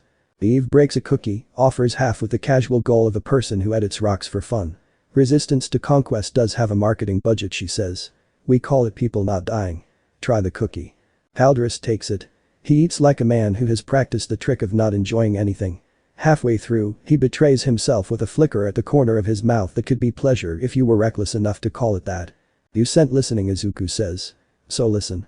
We're publishing everything. Shocknet math. Corridor standards. The damn lullaby Eve translated into civil engineer. No secrets. If sanction hits the ground, I want there to be 1,000 boring heroes between it and the nursery. Aldris's gaze lands on Izuku's mouth, then eyes, as if cataloging vowel shapes for a later report. Sanction is 3 phrases deep, he says. Audit. Warning. Remedy. He selects a word with a surgeon's care. They are preparing the 3rd. Then we're preparing tomatoes, Eve says. And, incidentally, a few new ways to convince Velocity to use its inside voice. Aldris's head tilts interest, unwilling. New ways. Eve taps the Tupperware lid like a chalkboard. I can slow heat without stealing it now. Thermal bloom. Take a nasty spike and spread it into a safe glow across a bigger area. She points at Izuku with the cookie. He's working on the delivery systems. Micropulses, laminar shock, scalpel instead of sledge. Izuku shrugs, a little abashed and a little proud. We're building boring fireworks. Aldris considers the phrase like a man rehearsing blasphemy. His eyes shift to the koi. Those who came before me believed restraint was cowardice. That was an error of arithmetic. The sum is higher when people keep living. The last sentence costs him. He pays anyway. Command will not accept your math. But I will carry it. Carry this too, Eve says. She leans forward. No kidnappings. No surprise duels. No choosing a school as a message. We meet here again if you must. Public, witnesses, cookies. You show your work. He stands. Standing is always easier than agreeing. For a second his hand hovers, could shake. Does not. Yellow, he says again, and turns into a line that becomes a dot above the roof, a rumor lost in glare. The school kids, at last, notice the man in the pink hoodie. They whisper Omni-Man, then is that his girlfriend? Then you don't ask that, then they saved a train, my cousin saw it on live. Eve waves at them like the world's most wholesome conspiracy. One girl waves back with the intense seriousness of a person who will one day run a lab in a country. Okay, Eve says when Calderus is gone, looking at the spiderwebs of sunlight on the floor. Let's go do crimes. Of kindness, Izuku adds. Against entropy, she agrees. A fist bump. The koi approve by ignoring them. Robot's quiet lab is 6 stories under a municipal library that smells like paper, patience, and doomed budgets. The lab itself is a dome, all wide arcs and vented hush, designed for the specific purpose of letting 2 very dangerous people learn how not to be. Vitals, Robot says as they strip to training clothes. Hydration. Glucose. You too, Eve, stop saying you're fine when your nose is plodding. Eve rolls her eyes, downs a pouch of something that tastes like fruit, had an argument with Shock, and steps onto the center pad. Today we break my old ceiling, she says. But gently. Safety's in, Robot says. A lattice of transparent humming ribs folds out of the dome walls like a careful umbrella. Thermal, kinetic, and a new one. A small panel pops open. Biofeedback bridge. Izuku raises an eyebrow. Bridge. Your hum, Robot says. I can capture its frequency, amplitude, the peculiar harmonics it induces in materials. Ms. Wilkins' burnouts correlate to overcorrection spikes when the field is under load. Hypothesis. Your hum provides an external metronome that reduces her error by biasing the local field. Summary. You keep time. She keeps lights on. Eve's smile steals 2 years from the room. You made a hug sensor, robot. I made a metronome, robot corrects sharply. Because feelings are unreliable, and I don't want to scrape you off the floor. Consent-based scraping only. Rex's voice chirps from the intercom, because of course he's watching from the peanut gallery. Rex 3 Kate's chime at once, zip it. Training begins with boring. Breath counts, micro gestures, making a paperclip transit from iron to steel to back, while maintaining temperature below blister. Eve's hands flicker. Atoms obey. No nosebleed. Izuku hums low, steady subway at distance. Then the dome grows more teeth. Vacuum snares, Eve says, and prints 10 palm-size pockets of not quite there in a grid, tuning their edges to be sticky to shock and transparent to air. Izuku snaps off a cascade of micro claps. Pop pop pop, each little ring falls into a snare and dies, like soap bubbles corrected by an adult in the room. Again, robot says, delighted. Faster. They repeat until the snares look routine. They level up. Izuku palms a 60-kilo plate, lofts, punches. The ring is real now. A collar of force that would make Windows a county away get dramatic if not for the snares shivering together into a net, taking the slap, sloughing it to safe heat. Thermal bloom, Eve says. Heat shimmers across the dome's ceiling like a polite aurora. His skin prickles. The room stays room temperature. Izuku grins, high on the fact that they're getting away with this, that their mischief is mathematics. Momentum scalpels, he says, shaping air with fingertips like a surgeon showing off sutures. Delivery. She gives him planes you could shave an apology on. He flicks them into the path of a thrown sphere. They eat speed without changing trajectory. The ball drops into his palm the way a problem does when you've done enough homework. Robot's leads pulse a pattern that would be clapping if he allowed himself that vulnerability. Again, he says softly. But more. They do more. Sweat carves glistens at Eve's temples. Izuku's chest heaves. He hums. The bridge feeds data into the lattice. Her error bars narrow. The old creeping pressure behind her eyes, not pain, exactly, but a warning that atoms don't like being nagged by hubris, stays under threshold. Ceiling, she says suddenly, voice low. The dome dims. She brings both hands together and spreads them apart as if pulling a zipper through silk. Subatomic rails. 1 nanosecond. Eve, robot says, and there's a please in it, hidden. With rails, she repeats, eyes steady, and she does it. Energy's fine structure lines up like little soldiers and then goes back to recess. No burn. No nosebleed. The bridge sings in Izuku's bones, and the dome lets out a breath it didn't know it was holding. They stop. They breathe. Robot hands Eve a towel with the indignation of a parent who knew their kid could ride a bike months ago and resents being right. No more rails today, Eve says, towel over her head, voice muffled. That's a tomorrow trick. But I can smell it now. Izuku collapses onto the pad and sprawls like a happy crime scene. You leveled up. She flops beside him. We leveled up. Her fingers find his and squeeze. We're getting obnoxiously efficient. Let's be better, he says automatically, and she groans into the towel because this is how he says I love you when other people are in the room. Fine, she says. Later we can design a politeness cannon. Already making CAD robot deadpans. Rex, over the speaker. Name it the please. Hate. Pretty please for the civilian version. Eve. Consent-based canon naming continues. They laugh because it's either that or panic, and they already did panic last week. The city chooses chaos at 3:14 p.m. because of course it does. 2 substations on unrelated grids lurch sideways in the same second, intersections across 3 boroughs flash walk and don't like a strobe, an elevator thinks it's a hammock, and 100 smart streetlights in a line the broker once drew on a cocktail napkin, spin up a whisper, not unlike the void beacon, smaller, nastier, designed to make emergency responders late and the evening news delicious. Diffuse crisis, Cecil says, the phrase like a sigh. My least favorite flavor. We're in 5 places at once. 6 robot corrects. I found his test script. He's playing the long tail. Had efficient duplicate says, already splitting into the kind of triage orchestra you only get when one woman decides to be everyone's manager. Teams of 3 to the substations. I want ladders on the lights and a bucket under every joke. Rex to elevators, Rex says. I'm a counterweight with vibes. Eve looks at Izuku.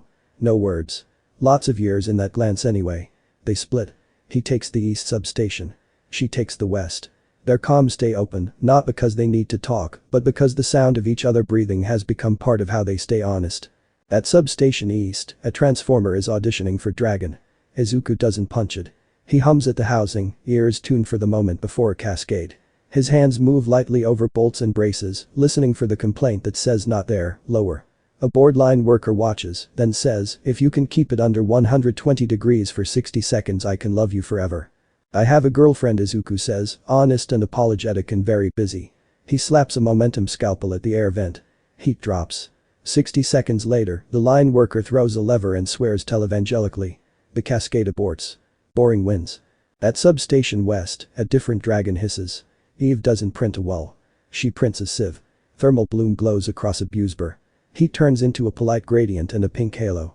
Give me 3 degrees, she tells the operator through the window. He gives her 5 because he already texted his sister that the pink lady is in the yard and she is controlling heat with a hand wave, and this is a story that needs good numbers. 2 helicopters try to be in the way and fail, creatively, under Cecil's voice. Up, news birds. Go film a harbor. Leave my substations alone. On the streetlight line, the smart heads begin to hum like gnats who hired an ad firm. Their poles bend just slightly toward the road as if opinionated. Kids on bikes point, then ride away fast because even kids who love spectacle know when an adult needs them not underfoot. Hate scamper up ladders in triplicate. With a screwdriver and a look that could retire an arrogant dissertation, they pop heads, yank whispering chips, and drop them into metal buckets lined with salt water. Rex swears he did not urinate in, despite his track record with folk remedies. Robots drone sweep interference. A dozen little hums cough and die. Eve and Izuku rendezvous at a third site, a midtown intersection whose traffic controller is currently speaking in tongues. They land shoulder to shoulder. People cheer like a sudden summer. Vacuum snares? She asks. Vacuum snares, he echoes. They lay them into the crosswalks, 4 at each corner, just deep enough to snatch the shock of a panicked bus brake or a car horn orchestra. Not flashy. Obnoxiously effective. Boring wins again. By sunset, the broker's long tail has a knot in it. He wanted 1,000 small cuts. He got 500 small hands instead, most of them wearing municipal badges and reflective vests. The new subreddit R Urban Corridors posts a mega thread titled "Today We Were Interesting on Purpose." The top comment is a traffic engineer quoting a poem no one admits they cried at. Eve and Izuku steal a stairwell and a quiet minute. She pins a stray hair behind his ear. He marks the smudge of dust on her cheek and fails to remove it on purpose because he likes human on her. Status? She asks softly. Breathing, he says. Hungry. Little feral. We can fix 2 of those. Later he says, but kisses her anyway, short and grounding. Thermal bloom was gorgeous. Your hum held my rail, she says. I didn't even get a courtesy nosebleed. Which I kind of miss. I don't, he says, and she laughs, and the stairwell feels like a chapel that knows it's an elevator. Night brings sleep like a suggestion, then a mutual veto. They end up on the roof with the ugly chair and the seedlings that have decided to survive out of spite. The city glows at edges and smokes at corners and generally behaves like a living thing earning its life. Adult talk, Eve says. Always. I felt the feel differently today, she says, tucked sideways across his lap. Closer to the bone. Rails are real. If I go smaller than that, if I start moving spins instead of bonds, I could write physics in cursive. But. She taps his sternum. I don't want to be the person who can't stop writing just because the pen works. He covers her hand. We set policies. Subatomic only with safeties, rails only if you say your name out loud first. She grins into the dark. Consent-based magic words. I can live with that. He exhales. The breath is heavier than the joke. I've been hearing a noise. She goes very still. Where? In the between. Not sound. Not language. Like when you put your ear to a door and the other side is ocean. He swallows, embarrassed by something you can't bench press. Since Cairo. Since the lab. Since the Skyway. The Null King learned my blood smells like a door. Sometimes it scratches. Eve's head lifts. Her eyes are stars with opinions. Thank you for telling me. He nods, and the nod contains 12 years of learning to say things out loud and 5 seconds of being naked. Robot thinks we can starve it. Boring it to death. No mouths left. No beacons. No purchase orders. If it can't invoice the universe, it loses interest. Plus, she says, thumb drawing circles on his wrist, we weaponize generosity. Give away everything. Open source was his worst day. We make more worse days. He smiles, then sobers. If I ever go glassy-eyed, if I stop saying please, you grab my face and say my name like a fire alarm. She cups his cheeks now, anticipatory, practice. Her thumbs are warm. Izuku Midoriya, she says, clear, not loud. I will bring you back from anywhere you go. Do you hear me? He nods. He hears her like a lighthouse you carry. I hum better when you do that. But she says, smug and teary. Because I intend to bully your soul. They sit like that until the city decides they've earned bed. At 10:02 the next morning, a message drops onto Robot's secured line like a coin into a well. Calderus. Sight. He forwards it with the glee of a gossip who promised discretion and only barely means it. They pick the conservatory again because ritual is a safety net too. Noon. No knives. Cookies. Calderus arrives at 12:01. Points for trying to be human. We have 35 minutes before my excuse dies, he says without sitting. Sanction leaves orbit in 68 hours if not diverted. Diverted, Eve says. Use your words. I require. Leverage, he says, visibly chewing the noun and hating it. Izuku opens the Tupperware. We give you quiet. Broker's network is building one more serious mouth, not the cute ones in streetlights. We don't know where. We know when. Before your sanction lands, because he wants to spin your knife as our failure. Help us find the site. We shut it down without fireworks. You take that story to your command. Local empire of restraint, no casualties, no claims, no boasts. Just less work for whoever cleans up after you. That's leverage. Haldra stares at him like a teacher bemused by a student who turned in a better proof than expected. You are very annoying, he says. Thank you, Izuku says earnestly. Eve slides a cookie closer with that gentle dominance she does so well. You help, we bake you a pie. Haldris blinks. What is a pie? Consult your audit file, Eve says sweetly. He sighs like a glacier shifting. Broker calls it rook. Cold storage at a decommissioned coal plant. Near water. 3 cranes on site. A rail spur that fell off a map but still moves at night. He said the phrase river mouth. He meant to be clever. He is not. He looks at Izuku. I am not saving you. I am saving a report. Whatever gets us to boring, Izuku says. Haldris almost smiles. He doesn't. I will be late. I will be seen to be late. You will be alone for 6 minutes. If you die, I will be annoyed. We don't plan to, Eve says. We made a spreadsheet. He leaves, and for a heartbeat the conservatory holds its breath because the air still remembers what knives feel like. Rivermouth Robot says in their ears at once, voice sharpening. Cross-reference rail stubs, cranes, decommissioned coal. 2 candidates. The one with a new fence and an old mare. Team? Cecil asks. Us, Izuku says. Plus us, Rex says. And me, Kate says. Non-combatant me, Robot says. But with excellent opinions. Ooh, Cecil says. Politeness canon later. The coal plant squats at the edge of the river like an apology no one signed. Rusted girders. Brick that drank too much weather. Water lapping with polite menace. A crane stares at the sky pretending it can forget how to lift bodies. The rook is inside under a shed with new bolts and a security camera that sends footage to a server that lives in a windowless room above a different restaurant every week.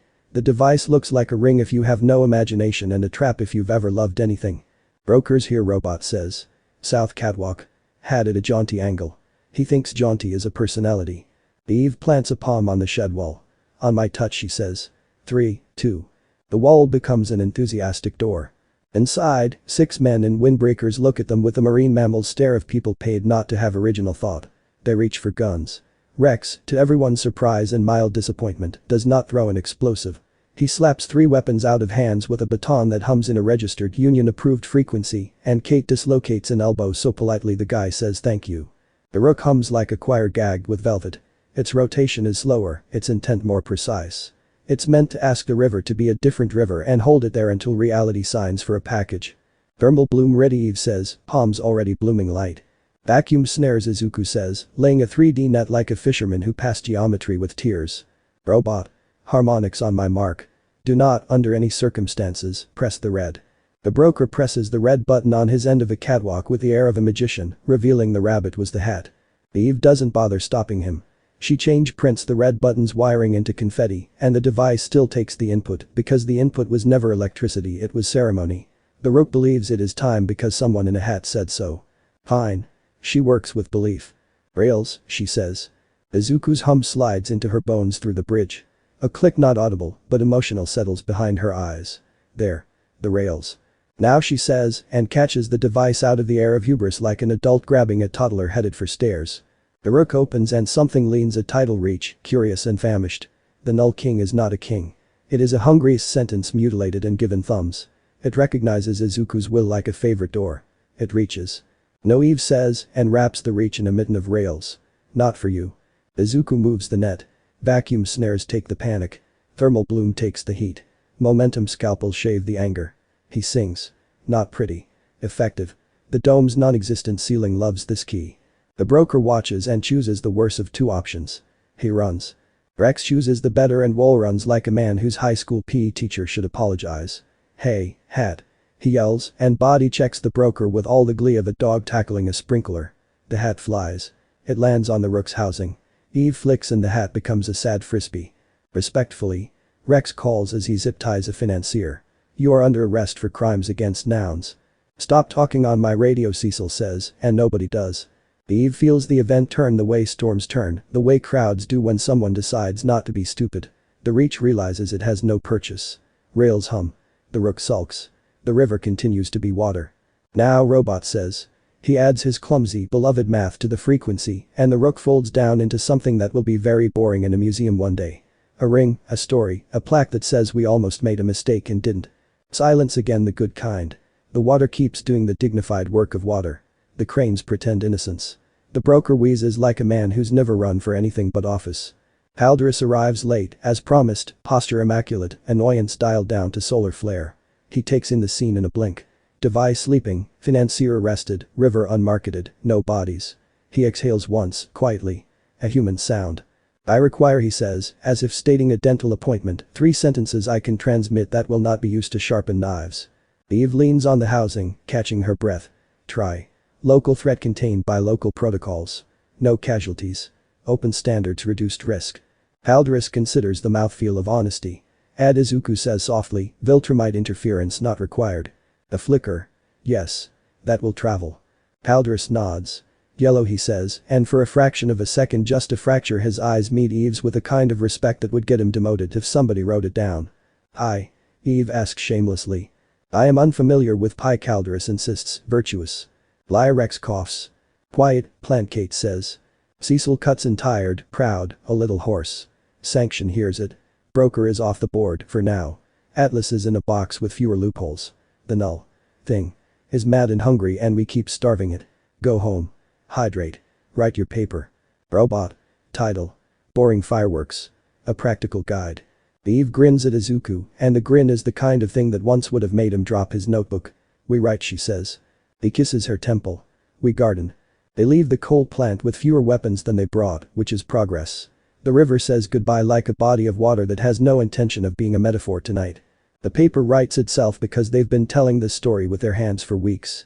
Vacuum snares, thermal bloom, momentum scalpels, rails. Robot adds footnotes with jokes in the alt text. Kate copied it like a benevolent dictator. Rex sneaks a pun under a figure and is forgiven because it is actually good. The preprint goes up at 2:17 a.m.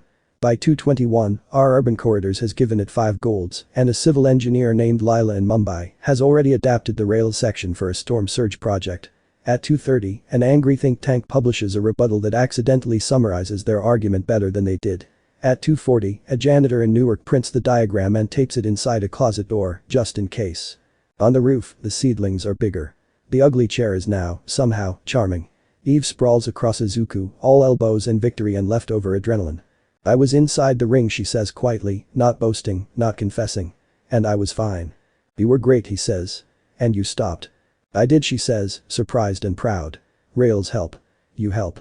You hum better when I do," he says. She kisses him like a person who plans to do that again for a very long time and also, occasionally, talk about dinner. They stop, breathe, start again. Stop, because their phones buzz, not an emergency, a calendar. Cecil brief, 9 a.m. Calderis Garden, 11 a.m. And a third new. Unknown subject. Hunger learns kindness. They both stare. Robot reads it first. His LEDs dim, then brighten. "I traced it to nowhere," he says. Message content. 1 sentence. "You starve me with gifts. I will learn to eat gifts." Eve's face does a math no one wants. The Null King is learning formats. Izuku's chest feels suddenly cold and suddenly stubborn. "Then we make gifts it can't eat." "Generosity as a weapon," Eve says, mouth a line, eyes a furnace. "Good. Let's be impolite about it." Cecil, 3 dots forming on the secure thread. "Do not taunt the metaphysical concept." Beat. Taunted later at the hearing. Rex. "My kink is now procedural benevolence." Hate. Consent-based kink continues. Meeting at dawn. Bring good pens. Haldoris, a minute later, as if listening from a room with knives and doubt. Yellow holds. For now.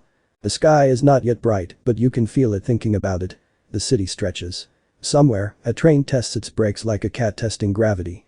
Somewhere else, Atlas Rift dreams of red buttons and wakes to a beige wall that does not care. The broker meets a lawyer who advises learning humility and charges triple for it. The Null King presses small hands against rails made of love and snarls.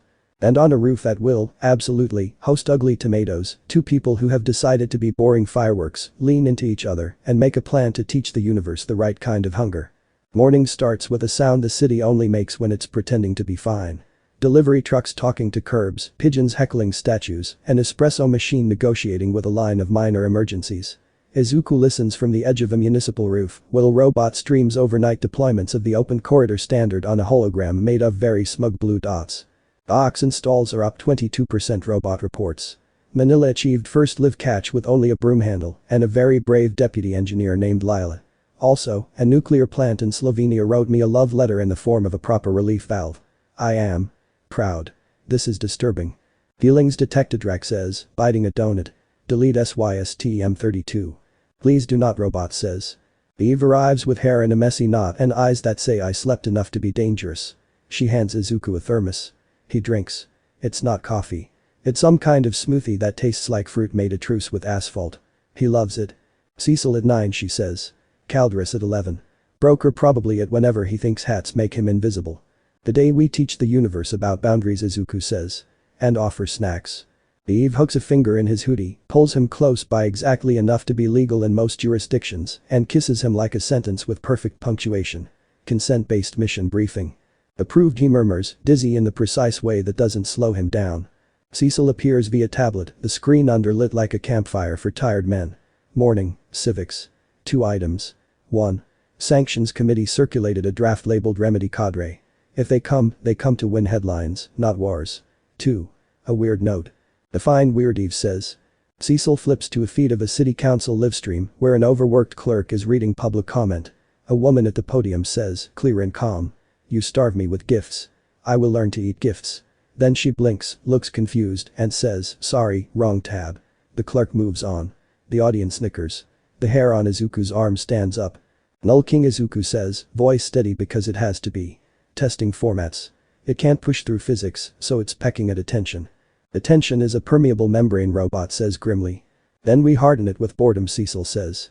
Teach everyone to be extremely dull in useful ways. Eve nods, already rewiring her plan. We add a consent handshake to public corridor kits. A yes protocol. The field only spins if a human on site says do it and a second human says yep. Null can mimic hunger, Izuku says. It can't consent. Add it to Annex B, Cecil says. Title it something ugly so lobbyists don't read it. Brax lifts a hand. Mutual assured snooze handshake. Approved, Kate says, arriving with a stack of Ox pamphlets and a lanyard that says Kate with the authority of a small nation. Izuku's phone buzzes with a single line from orbit. Calderus. Garden 1101. He shows it to Eve. She smiles like a cliff offering a polite warning to waves. Cookies? She asks. Cookies, he confirms. The conservatory is green in the way money tries to be. Light scatters into holy. The koi ignore sainthood and beg like professionals. Eve and Izuku claim the same bench, same Tupperware, same sign about unionizing fish. Calderus arrives with the posture of a statue whose sculptor hated slouching. He stands long enough to count exits, then sits. Yellow holds, he says.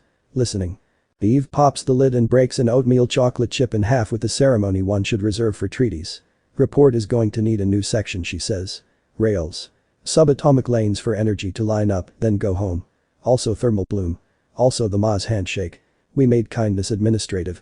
Calderus eats his half cookie. His face betrays nothing. His eyes betray a pause, as if muscles built to ignore pleasure had to consider changing careers.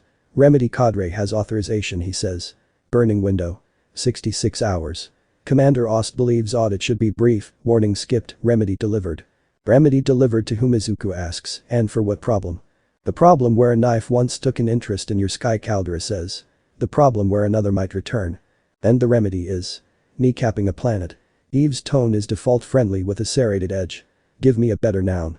Aversion, Calderus says, and it's the first time he sounds tired. They intend to fix you into a smaller story. Izuku sets his elbows on his knees, hands folded, voice calm enough for porcelain. Help us write the bigger one. The beat. The koi bubble. Calderus chooses a verb he didn't train for. How? Broker's network is going to try one more big mouth before Ost lands, Eve says. We don't know where. You can make command look sane by bringing them a world that saved itself without headlines. Aldris thinks in the way of men who were told their thoughts were national resources. I can give you 3 nouns, he says at last. Rook. River mouth. Rail spur. Eve and Izuku exchange a look. Robot is already listening through a borrowed dragonfly. On it, Robot says into their ears. 2 candidate plants. Both rotting beautifully. Aldris rises. I will be late, he says. It will be noticed. It must be noticed. Yellow holds if you hold it. Eve salutes him with a cookie. Bring a pie habit next time. He does not smile. Something in his eyes admits it might be possible someday. They don't get to the river first. They get to everything else. At 1332, the city ripples in a way pipes complain about. Every ox kid out in the wild blips. Not a failure in ask. The installer interface the little phantom screen robot gave the world adds a new line no one remembers. Gift mode. Volunteer power back to grid. 1,000 harried staffers, good people on their 4th coffee, hit yes reflexively because generous is a reflex and also because, as one text will later read, the button was green and I am human. Heat flows back toward substations in gentle dribbles. Lights flicker in a synchronized act of altruism. Transit control rooms report jitter. Somewhere, a helpful third shift tech adds a note to the manual. Turn this off during storms. Eve's jaw sets.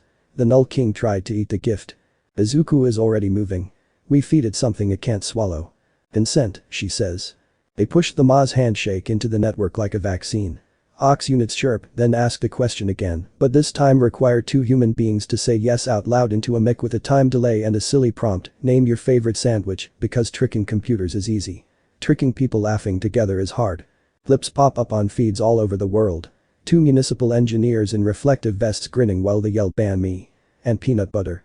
Into a field sensor that is decided to be adorable. The Null King reaches for the gift again and finds it braided with something it doesn't model.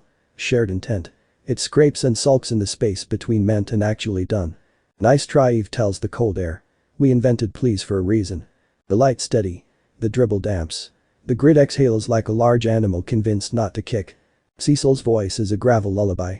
You kept us boring. Good. Now go make Crook a footnote. The coal plant at the river mouth is a geometry lesson in regret. Stacks like arrested exclamation points, an intake canal whose water looks surprised to have to keep doing this, a shed with new bolts and the wrong kind of security camera. The parking lot has exactly enough gravel to make dramatic walking noises. Inside the shed, the Rook hums behind tarps like a shameful sculpture. Broker goons pace the catwalk like expensive metronomes. The broker himself leans on a railing, hat at an angle that works in a mirror and nowhere else. Robot's drones map the hum. Slower rotation, tighter appetite. It wants a signature feed, he says. Someone taught it to sniff for Izuku's hum. Of course they did, Eve mutters.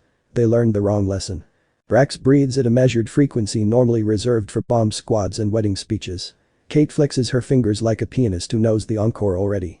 Cecil chooses his words like he'd prefer to choose bullets. No fireworks, he says. Boring catches. Arrests that look like paperwork. Eve presses her palm to the wall. On 3. 3. The wall stands politely aside. Izuku is in the room before security can decide what it means. Eve follows, field blooming into a gloss that turns the Rook's edge into a handhold instead of a knife. Don't you dare, the broker says, and tries to press his red button like a politician under a photo op. Eve rewires the red button into a confession. The Rook accepts the input anyway, because this ritual never cared about electrons. It craved attention. Rails, she says. Izuku hums. The bridge in his chest begins to sing, and the field likes it, lines up, behaves. The Rook opens. Something leans. It knows him. Or thinks it does. The reach comes a careful palm of night, jointed like a fever dream, tasting for the kind of will that clapped it away the last 3 times. It tries to slide around Eve's field and finds rails that lead nowhere except back home. It tries to wrap Izuku's hum and swallow it, only to discover his hum is braided with other voices. Kate's steady okay, Robot's staccato now, Rex's feral ha. Eve's clear yes. Consented scale. It hates that. Mitten, Eve says, and closes her hands. The mitten closes. Izuku guides. The vacuum snares take the panic. Thermal bloom spreads heat as a polite glow across the room. Momentum scalpels shave the edge off a thrash that wanted to be a headline. Now Robot whispers, and the 3 of them 4. Count the city turn a reach into a memory. The Rook sulks. The river remembers only gravity. The broker runs. Rex does not throw an explosive at his knees. He takes the hat instead.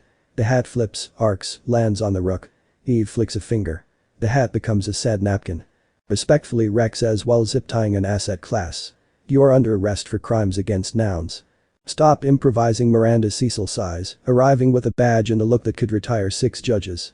Haldris arrives, late on purpose, catalogues the scene in a single sweep. His shoulders ease by a millimeter. Izuku recognizes the movement now.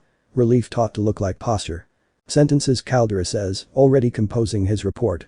3. Eve ticks them off with her chin. Local threat contained by local protocols. No casualties. Open standards, reduced risk.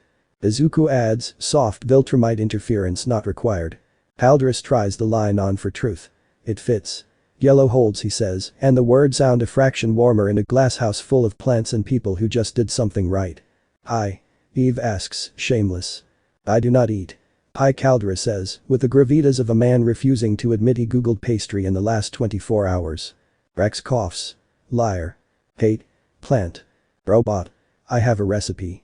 Cecil, over them all, a weather system and a suit. Broker is off the board. Atlas is in a smaller room with fewer verbs. Remedy cadre just received a cable saying their mission is redundant. Mission planners hate that word. Brace for pettiness. Baruch sleeps. The river keeps its job. The cranes practice looking innocent in case of subpoenas. They write the paper in a sprint that smells like coffee and victory. Boring fireworks. A practical guide. Eve drafts. Robot footnotes. Kate edits like a benevolent tyrant. Rex sneaks one excellent pun under figure 3 and is forgiven. Izuku records the hum patterns, uploads waveforms, and types a paragraph that surprises him with how it reads like a childhood dream completed correctly. The preprint goes up. Our urban corridors detonates with competence. Someone in Detroit prints it twice and tapes one copy inside a locker, one to the underside of a command desk. A transit authority in Sao Paulo forks the rails protocol to work with bus breaks in summer. An angry think tank writes an op-ed that inadvertently makes their case better. A night shift janitor in Newark says ban me into a field sensor and laughs out loud at 2 in the morning, alone and not alone. Eve and Izuku finally go to the roof because ritual saves people. The ugly chair has transcended into charming. The tomato plants have decided arrogance is a vitamin. The city hums like a tired god that wants to keep earning its worshippers. The dull talk, she says, sprawled sideways across him, head tucked under his jaw. Always. Rails felt too good, she confesses. If I'm not careful, I'll start grabbing that lever because it works, not because it's right. I'll tug the leash, she says. Kindly. And you, she says, tapping his sternum, don't offer your hum to everything that asks. You are not a public utility. You are my boyfriend with a very nice metronome. He kisses her hair. Consent-based metronome. Copy. They are almost asleep on the roof when Robot pings the private line with a message shaped like trouble and a gift. Caldris. Remedy delayed. Commander wants proof of leverage. He asked for a duel. Beat. I suggested. Audit. Eve rolls her eyes. Men, duels, etc. Izuku exhales. We meet him. Not in the sky. In our garden. With cookies. With witnesses. With rails set under the koi pond so if anyone gets dramatic we all go home damp and bored. Consent-based dunk tank, she says, grinning. I like it. Cecil texts a period so loaded with long suffering that it should be framed. Bring your manners. We're sane. If Ost asks you to pick a mountain, pick a salad. The commander lands like a gavel in silk. Ost older than Caldris, beard sharp enough to be a thesis, eyes trained on outcomes not people. He takes one look at the cookies, one look at the children on a field trip pointing a koi, one look at Eve's soft smile, and Izuku's hands held visible and still, and arranges his face into a state called unmoved. Errant, he says to Izuku. You embarrass arithmetic. Stand and be measured. Izuku stands. He does not square up. He swims the current of attention into a better channel. We don't do duels here, he says. We do audits. We do demonstrations. We do paperwork. Show me a reason, Ost says, jaw flexing, to tell a fleet to stand down. Eve steps forward like a scientist with an audience she doesn't trust yet. 3 reasons, she says. Shocknet. Thermal bloom. Rails. And a 4th. Consent. We taught a planet to say please and yes in pairs. The last man who tried to break reality here left with nothing but wet feet. Ost's nostrils flare contempt, curiosity, the razor-thin margin where men choose. Demonstrate. So they do. In a conservatory full of schoolchildren and koi, they turn science into kindly theater. Eve sets a vacuum snare under a scaffold. Izuku flicks a microburst. The snare drinks the slap. Eve blooms heat across a rail like dawn. Izuku threads a momentum scalpel into the wake of a thrown ball without changing its arc. Kate explains in the tone of a woman who will not accept late homework. Rex runs the cookie table with Chaplin gravity. Robot narrates the math with all text jokes, designed to make assistant principals fall in love with engineering. And then quietly Eve walks to the koi pond, sets her palm above the surface, and whispers, "Rails." The water's surface puckers, then smooths into a lace of organized ripples that dissipate in a pattern so elegant a child gasps. She stops before nosebleed. Izuku's hum holds. Nothing breaks. Everyone present learns a new meaning of mercy. Ost watches like a man checking a ledger and finding a credit where he expected a debt. Now he says, "Flags." Eve sighs. "Sir, we don't drop mountains on koi."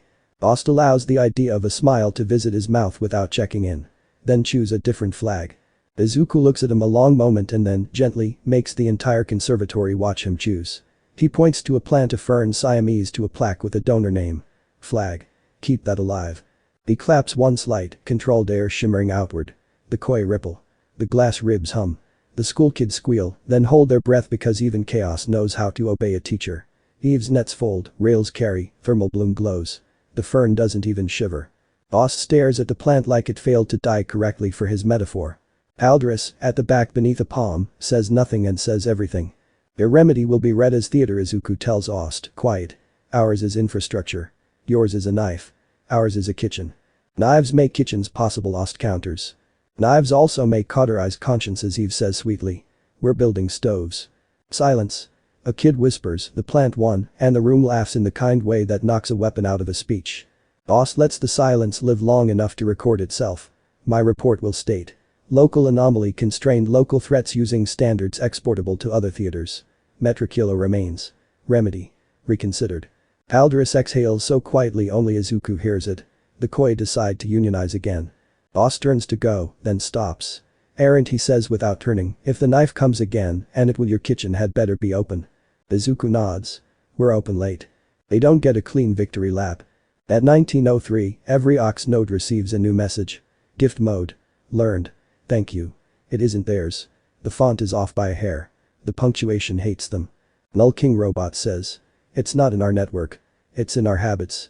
A city block away, a street performer decides on a whim to hand out free umbrellas.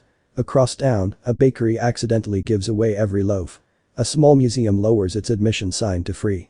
None of these things are bad. Together, at the same time, across neighborhoods designed by accidents and old sins, they produce the kind of chaos that exposes fault lines.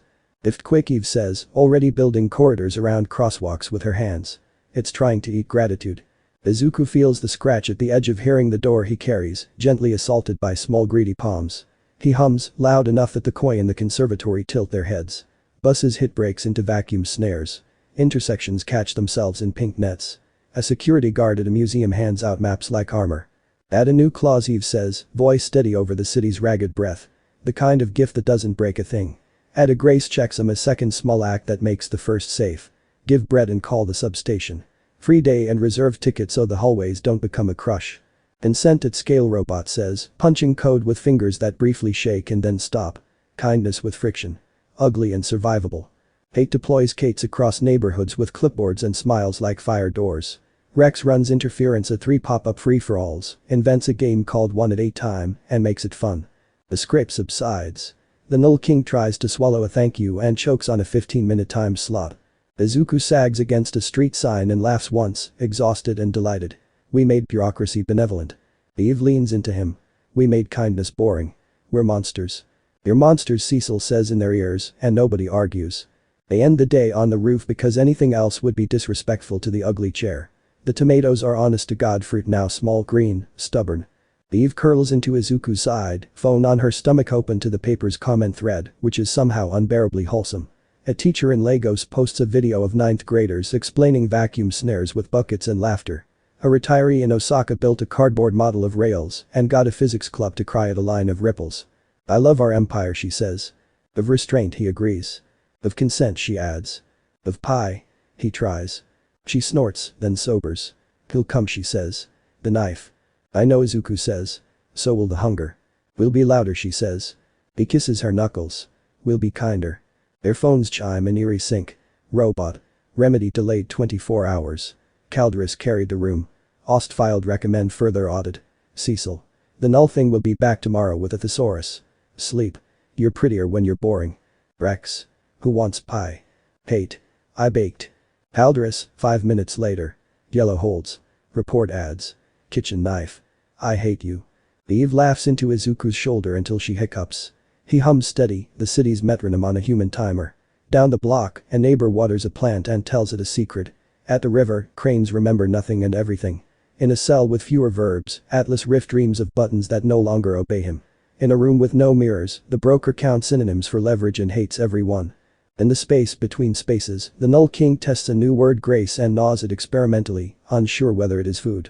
Above it all, a ship shaped like a choice turns in orbit, caught between orders and a pie he will absolutely pretend not to want. Tomorrow is the last chapter in this particular story.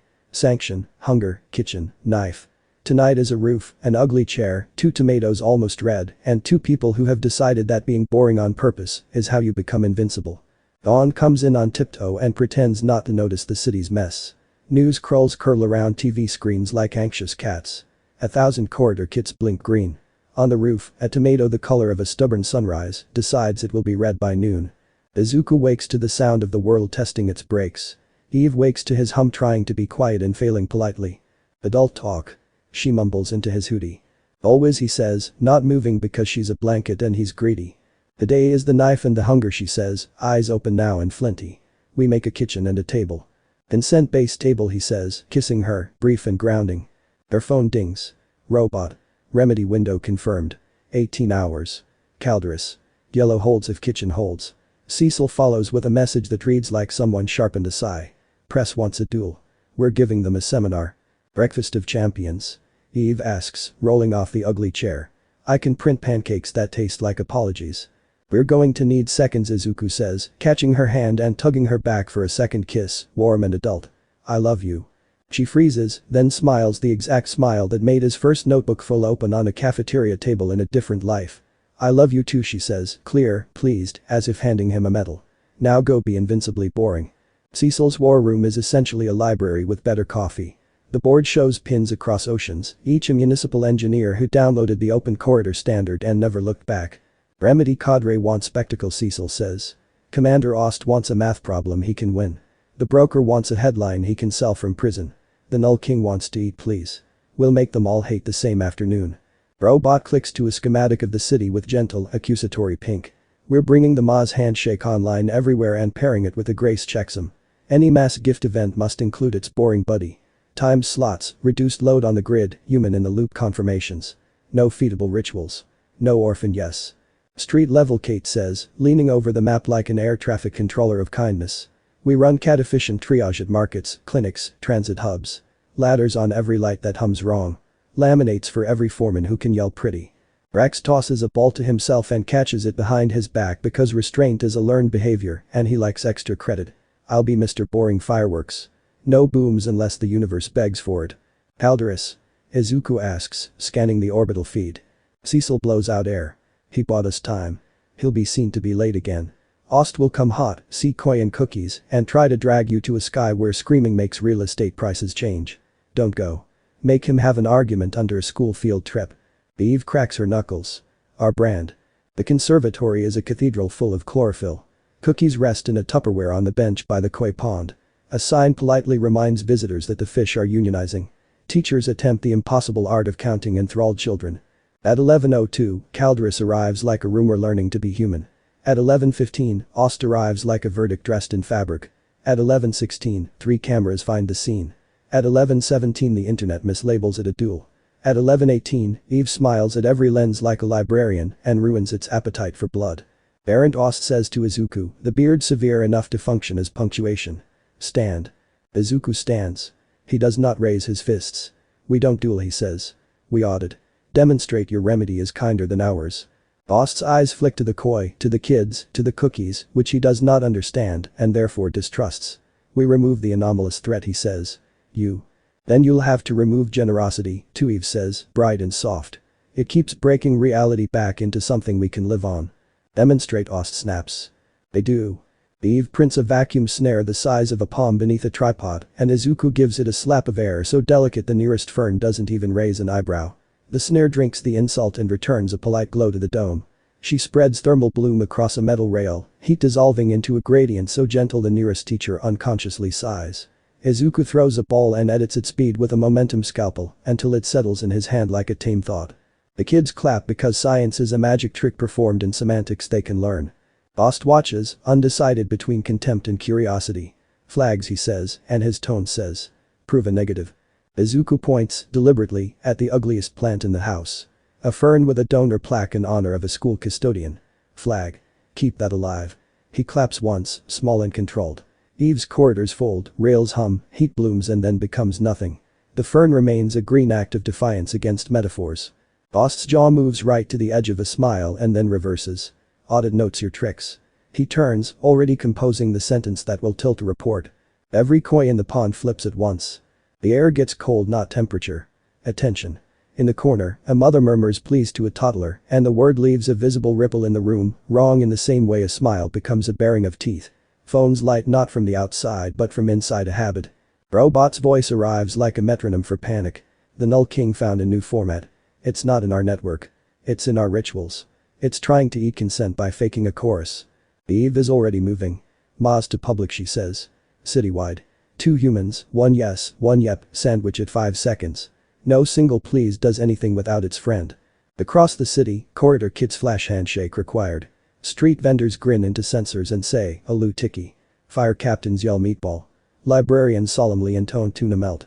The Null King reaches for singular magic words and hits laughter braided with rules. In the conservatory, the wrongness changes tactics. Every posted sign quiet please, do not tap blast flares and tries to make the room say the word together. Eve meets it with grace, checks them on voice instead of voltage. 2 words she tells the room, lifting both hands. Please thanks. Together.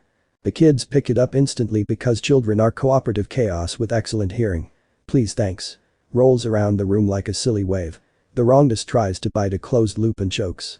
Izuku feels the scratch on the door he carries soften by a millimeter. He hums, steady, lending his chest to the metronome. The koi stop flipping and return to politics. The fern remains alive and ugly. Ost looks at the air the way one looks at weather that refuses to confer. Remedy, he begins, and his mic captures a faint warble command in his ear, knives hovering. Paldera steps forward in the smallest insubordination of his career. Commander, he says without moving his mouth enough to satisfy anyone but truth, local protocols are starving the anomaly. Metricula remains. Remedy will be read as disruption. Boss's fingers flex. The knives in his orders consider learning other verbs. The conservatory calms, but the city doesn't. Outside, a bank's charity program auto sends 1,000 please donate texts in the space of a breath. A festival announces free entry. 90,000 people try to fit through a door designed for 1,000. A hospital's check-in kiosk spontaneously add a confirm that tries to confirm itself. Ift quake, round 2, Cecil says. Null is eating manners. We'll feed it bureaucracy, Eve says, sprinting. Global push, Grace checks them on public generosity platforms. Timed slots. 2-person keys. Mediocre captchas that ask for last year's mayor. On it, robot says, fingers a blur. And your captchas are mean. They're merciful, she says grimly. Bost is still watching, the tight line of his mouth becoming a thinking line. You turned kindness into a weapon, he says. We turned it into a habit, Izuku says. Weapons break. Habits endure.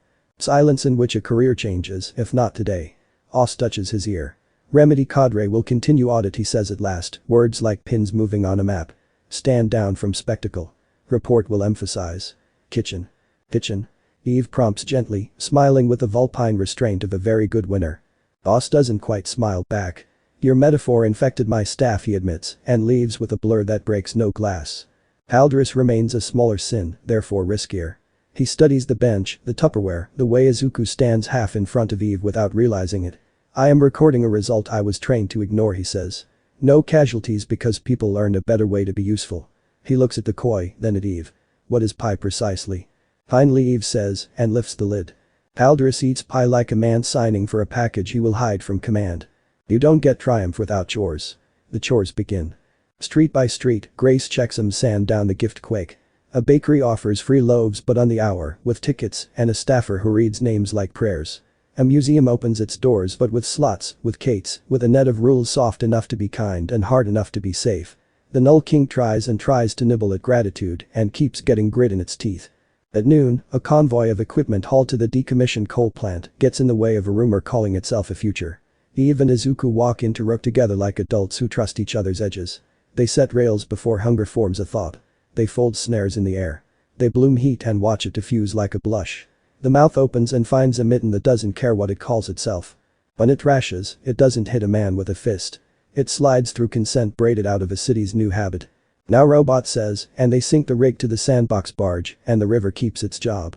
The broker screams lawsuits into a camera and gets ratioed by a grandmother who learned vacuum snares yesterday. Atlas Rift, in a cell with fewer verbs, practices saying remorse into a mirror and discovers his mouth can form the shape, even if his heart refuses. The Mullers send a letter from custody offering design notes for Rails in exchange for more library time. Kate writes back with a syllabus and a list of behaviors that will get their reading privileges revoked. The Property of Nobody Foundation announces grants to teach boring fireworks in community colleges. A church basement in Baltimore becomes a lab. A temple in Ahmedabad prints manuals. The youth center in Accra builds nets out of hula hoops and bike spokes, then replaces them with real gear paid for by a bored philanthropist who read the preprint at 3 a.m. and cried for reasons he will not interrogate. At 1440, the Null King tries one last trick. It sends a message in the scent of rain on hot pavement because it has learned nothing is safer than memory. The message smells like you starve me with gifts. I will learn to eat gifts, and it drifts over a neighborhood just long enough to make everyone stop and look up. Eve looks up to and then down at Izuku, at her hands, at the ground. We starve it by feeding each other, she says, half to him, half to the city. We teach please thanks in pairs. We make rooms that can't be eaten. We make kindness heavy. Izuku hums, low, as if laying a baseline under a culture. We make tomorrow normal. They do, street by street, until the sun drops and lights come on in ways that make sense. The conservatory at dusk feels like a held breath that chose not to be a sob. Eve leans on the railing by the koi. Izuku joins her with 2 paper plates, each carrying a slab of what Robot insists is Calderus-approved pie. Commander Ost? Izuku asks, offering a fork. Piled audit continued, Cecil says over their ears, sounding like a man doing paperwork that didn't kill anyone. Remedy cadre is rotating off high posture. They're mad. Let them be mad. Kitchen knife made it into a draft. I didn't write it. I hate it here. I love it here. Calderus's ping lands soft. Yellow holds. I have a pie problem. Welcome to humanity, Eve texts back. The group of school kids reappears at the koi fence because field trips never end. They just go feral. One girl points at Eve and Izuku and says, with the authority of someone who has governed a group chat, they're the pink lady and the nice beardless guy. Another shushes her and says, fiercely, they're the boring fireworks. Eve beams. Izuku bows. A teacher catches his eye and mouths thank you. He mouths please thanks back and watches a ripple he wants to live in forever cross the room. Robots let eyes dim and brighten in their shared channel, a sigh in pixels. I have one more ask, he says. We publish the Grace Protocol as Ox 1.1. We dedicate it to every janitor who told us to take our shoes off. Yes, Eve says, throat tight. Yes, Izuku says. Please thanks, Kate adds, sending them a photo of a laminated card that says exactly that in 3 languages. Rex. I made stickers. Of course I made stickers. They say property of nobody and boring heroics and please thanks, and also one that says consent-based hug, and I will not be apologizing. Cecil. Approved. Night. The city cools and becomes a map of the stories it told itself today. Sirens go back to being punctuation, not pronouns. Someone's practicing trombone 3 buildings over. He's better than last week.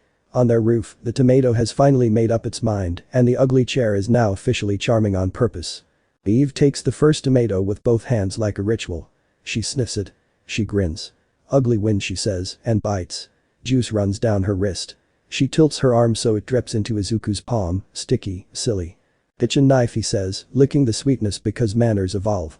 Garden both, she says, smirking, then sobering. We did it. We did today, he says.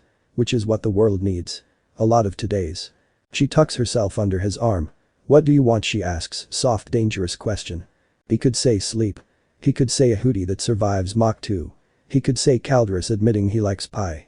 He says, old. With you. Ordinary. Tomatoes that are worse than they look. Kites in parks with children who don't need to yell run. A city that knows how to help itself when we can't show up. Calderus at a picnic pretending he hates dessert. Eve presses her mouth to his jaw. Yes, she says. Please thanks. They fall quiet together, which is another way to talk. The Null King sulks somewhere far from kitchens and pie. The broker learns the acoustics of rooms where hats are not opinions. Atlas Rift practices remorse and, maybe, one tired morning, means it. The Mullers file a patent application for not being idiots that is rejected and then published as a cautionary tale in every engineering class they let Kate guest teach. A message punctures the quiet, thin and almost shy. Calderus. Garden tomorrow. I will bring. Pie. A second message, 5 seconds later, rare, reckless. Report notes. Kitchen knife. I hate this. And then, after a minute in which a man in orbit stares at stars and learns to name wanting. Thank you. Izuku shows Eve the screen. She laughs and leans into him. He's becoming unbearable, she says fondly. Insect-based bear, Izuku replies. We'll feed him pie. Tomorrow, she says, mouth finding his, patient and exact. They kiss like adults who have learned each other's edges and joys, and when they stop it's not because someone yelled their names, but because they promised themselves the day after, and they plan to be there for it. Their phones light one last time. Cecil. Go to sleep. You're prettier when you're boring. Robot. Ox 1.1 live. Grace protocol posted. All text. This diagram made with affection. Kate. Community drill 10 a.m. bring cookies. Rex. Pie at 9. If you're late I eat your slice. Caldrus. Yellow holds. Listening. The city breathes. The roof holds their weight and their laughter. The tomatoes glow like small lanterns, insisting that ripening is a kind of courage. Tomorrow will bring repairs, drills, a stubborn elevator, a small scandal about a mislabeled sticker, a kid who builds his first vacuum snare with a bucket and a dream, a committee that votes to fund Grace, a Viltrumite in a public garden, pretending he does not understand pie. The knife will always be somewhere. Hunger will always learn new words. But kitchen scale. Habits bred. Consent compounds. And two people, one born twice, one born to edit the world until it learns manners, choose the day after, again and again, until boring is the loudest magic there is. Eve holds up the last tomato like a bell. Ready? She asks. Always, Izuku says. She rings it once, bright and ridiculous and perfect, and the sound goes out over rooftops and rails and rivers and returns as the oldest answer the universe knows. Yes. Thanks for watching.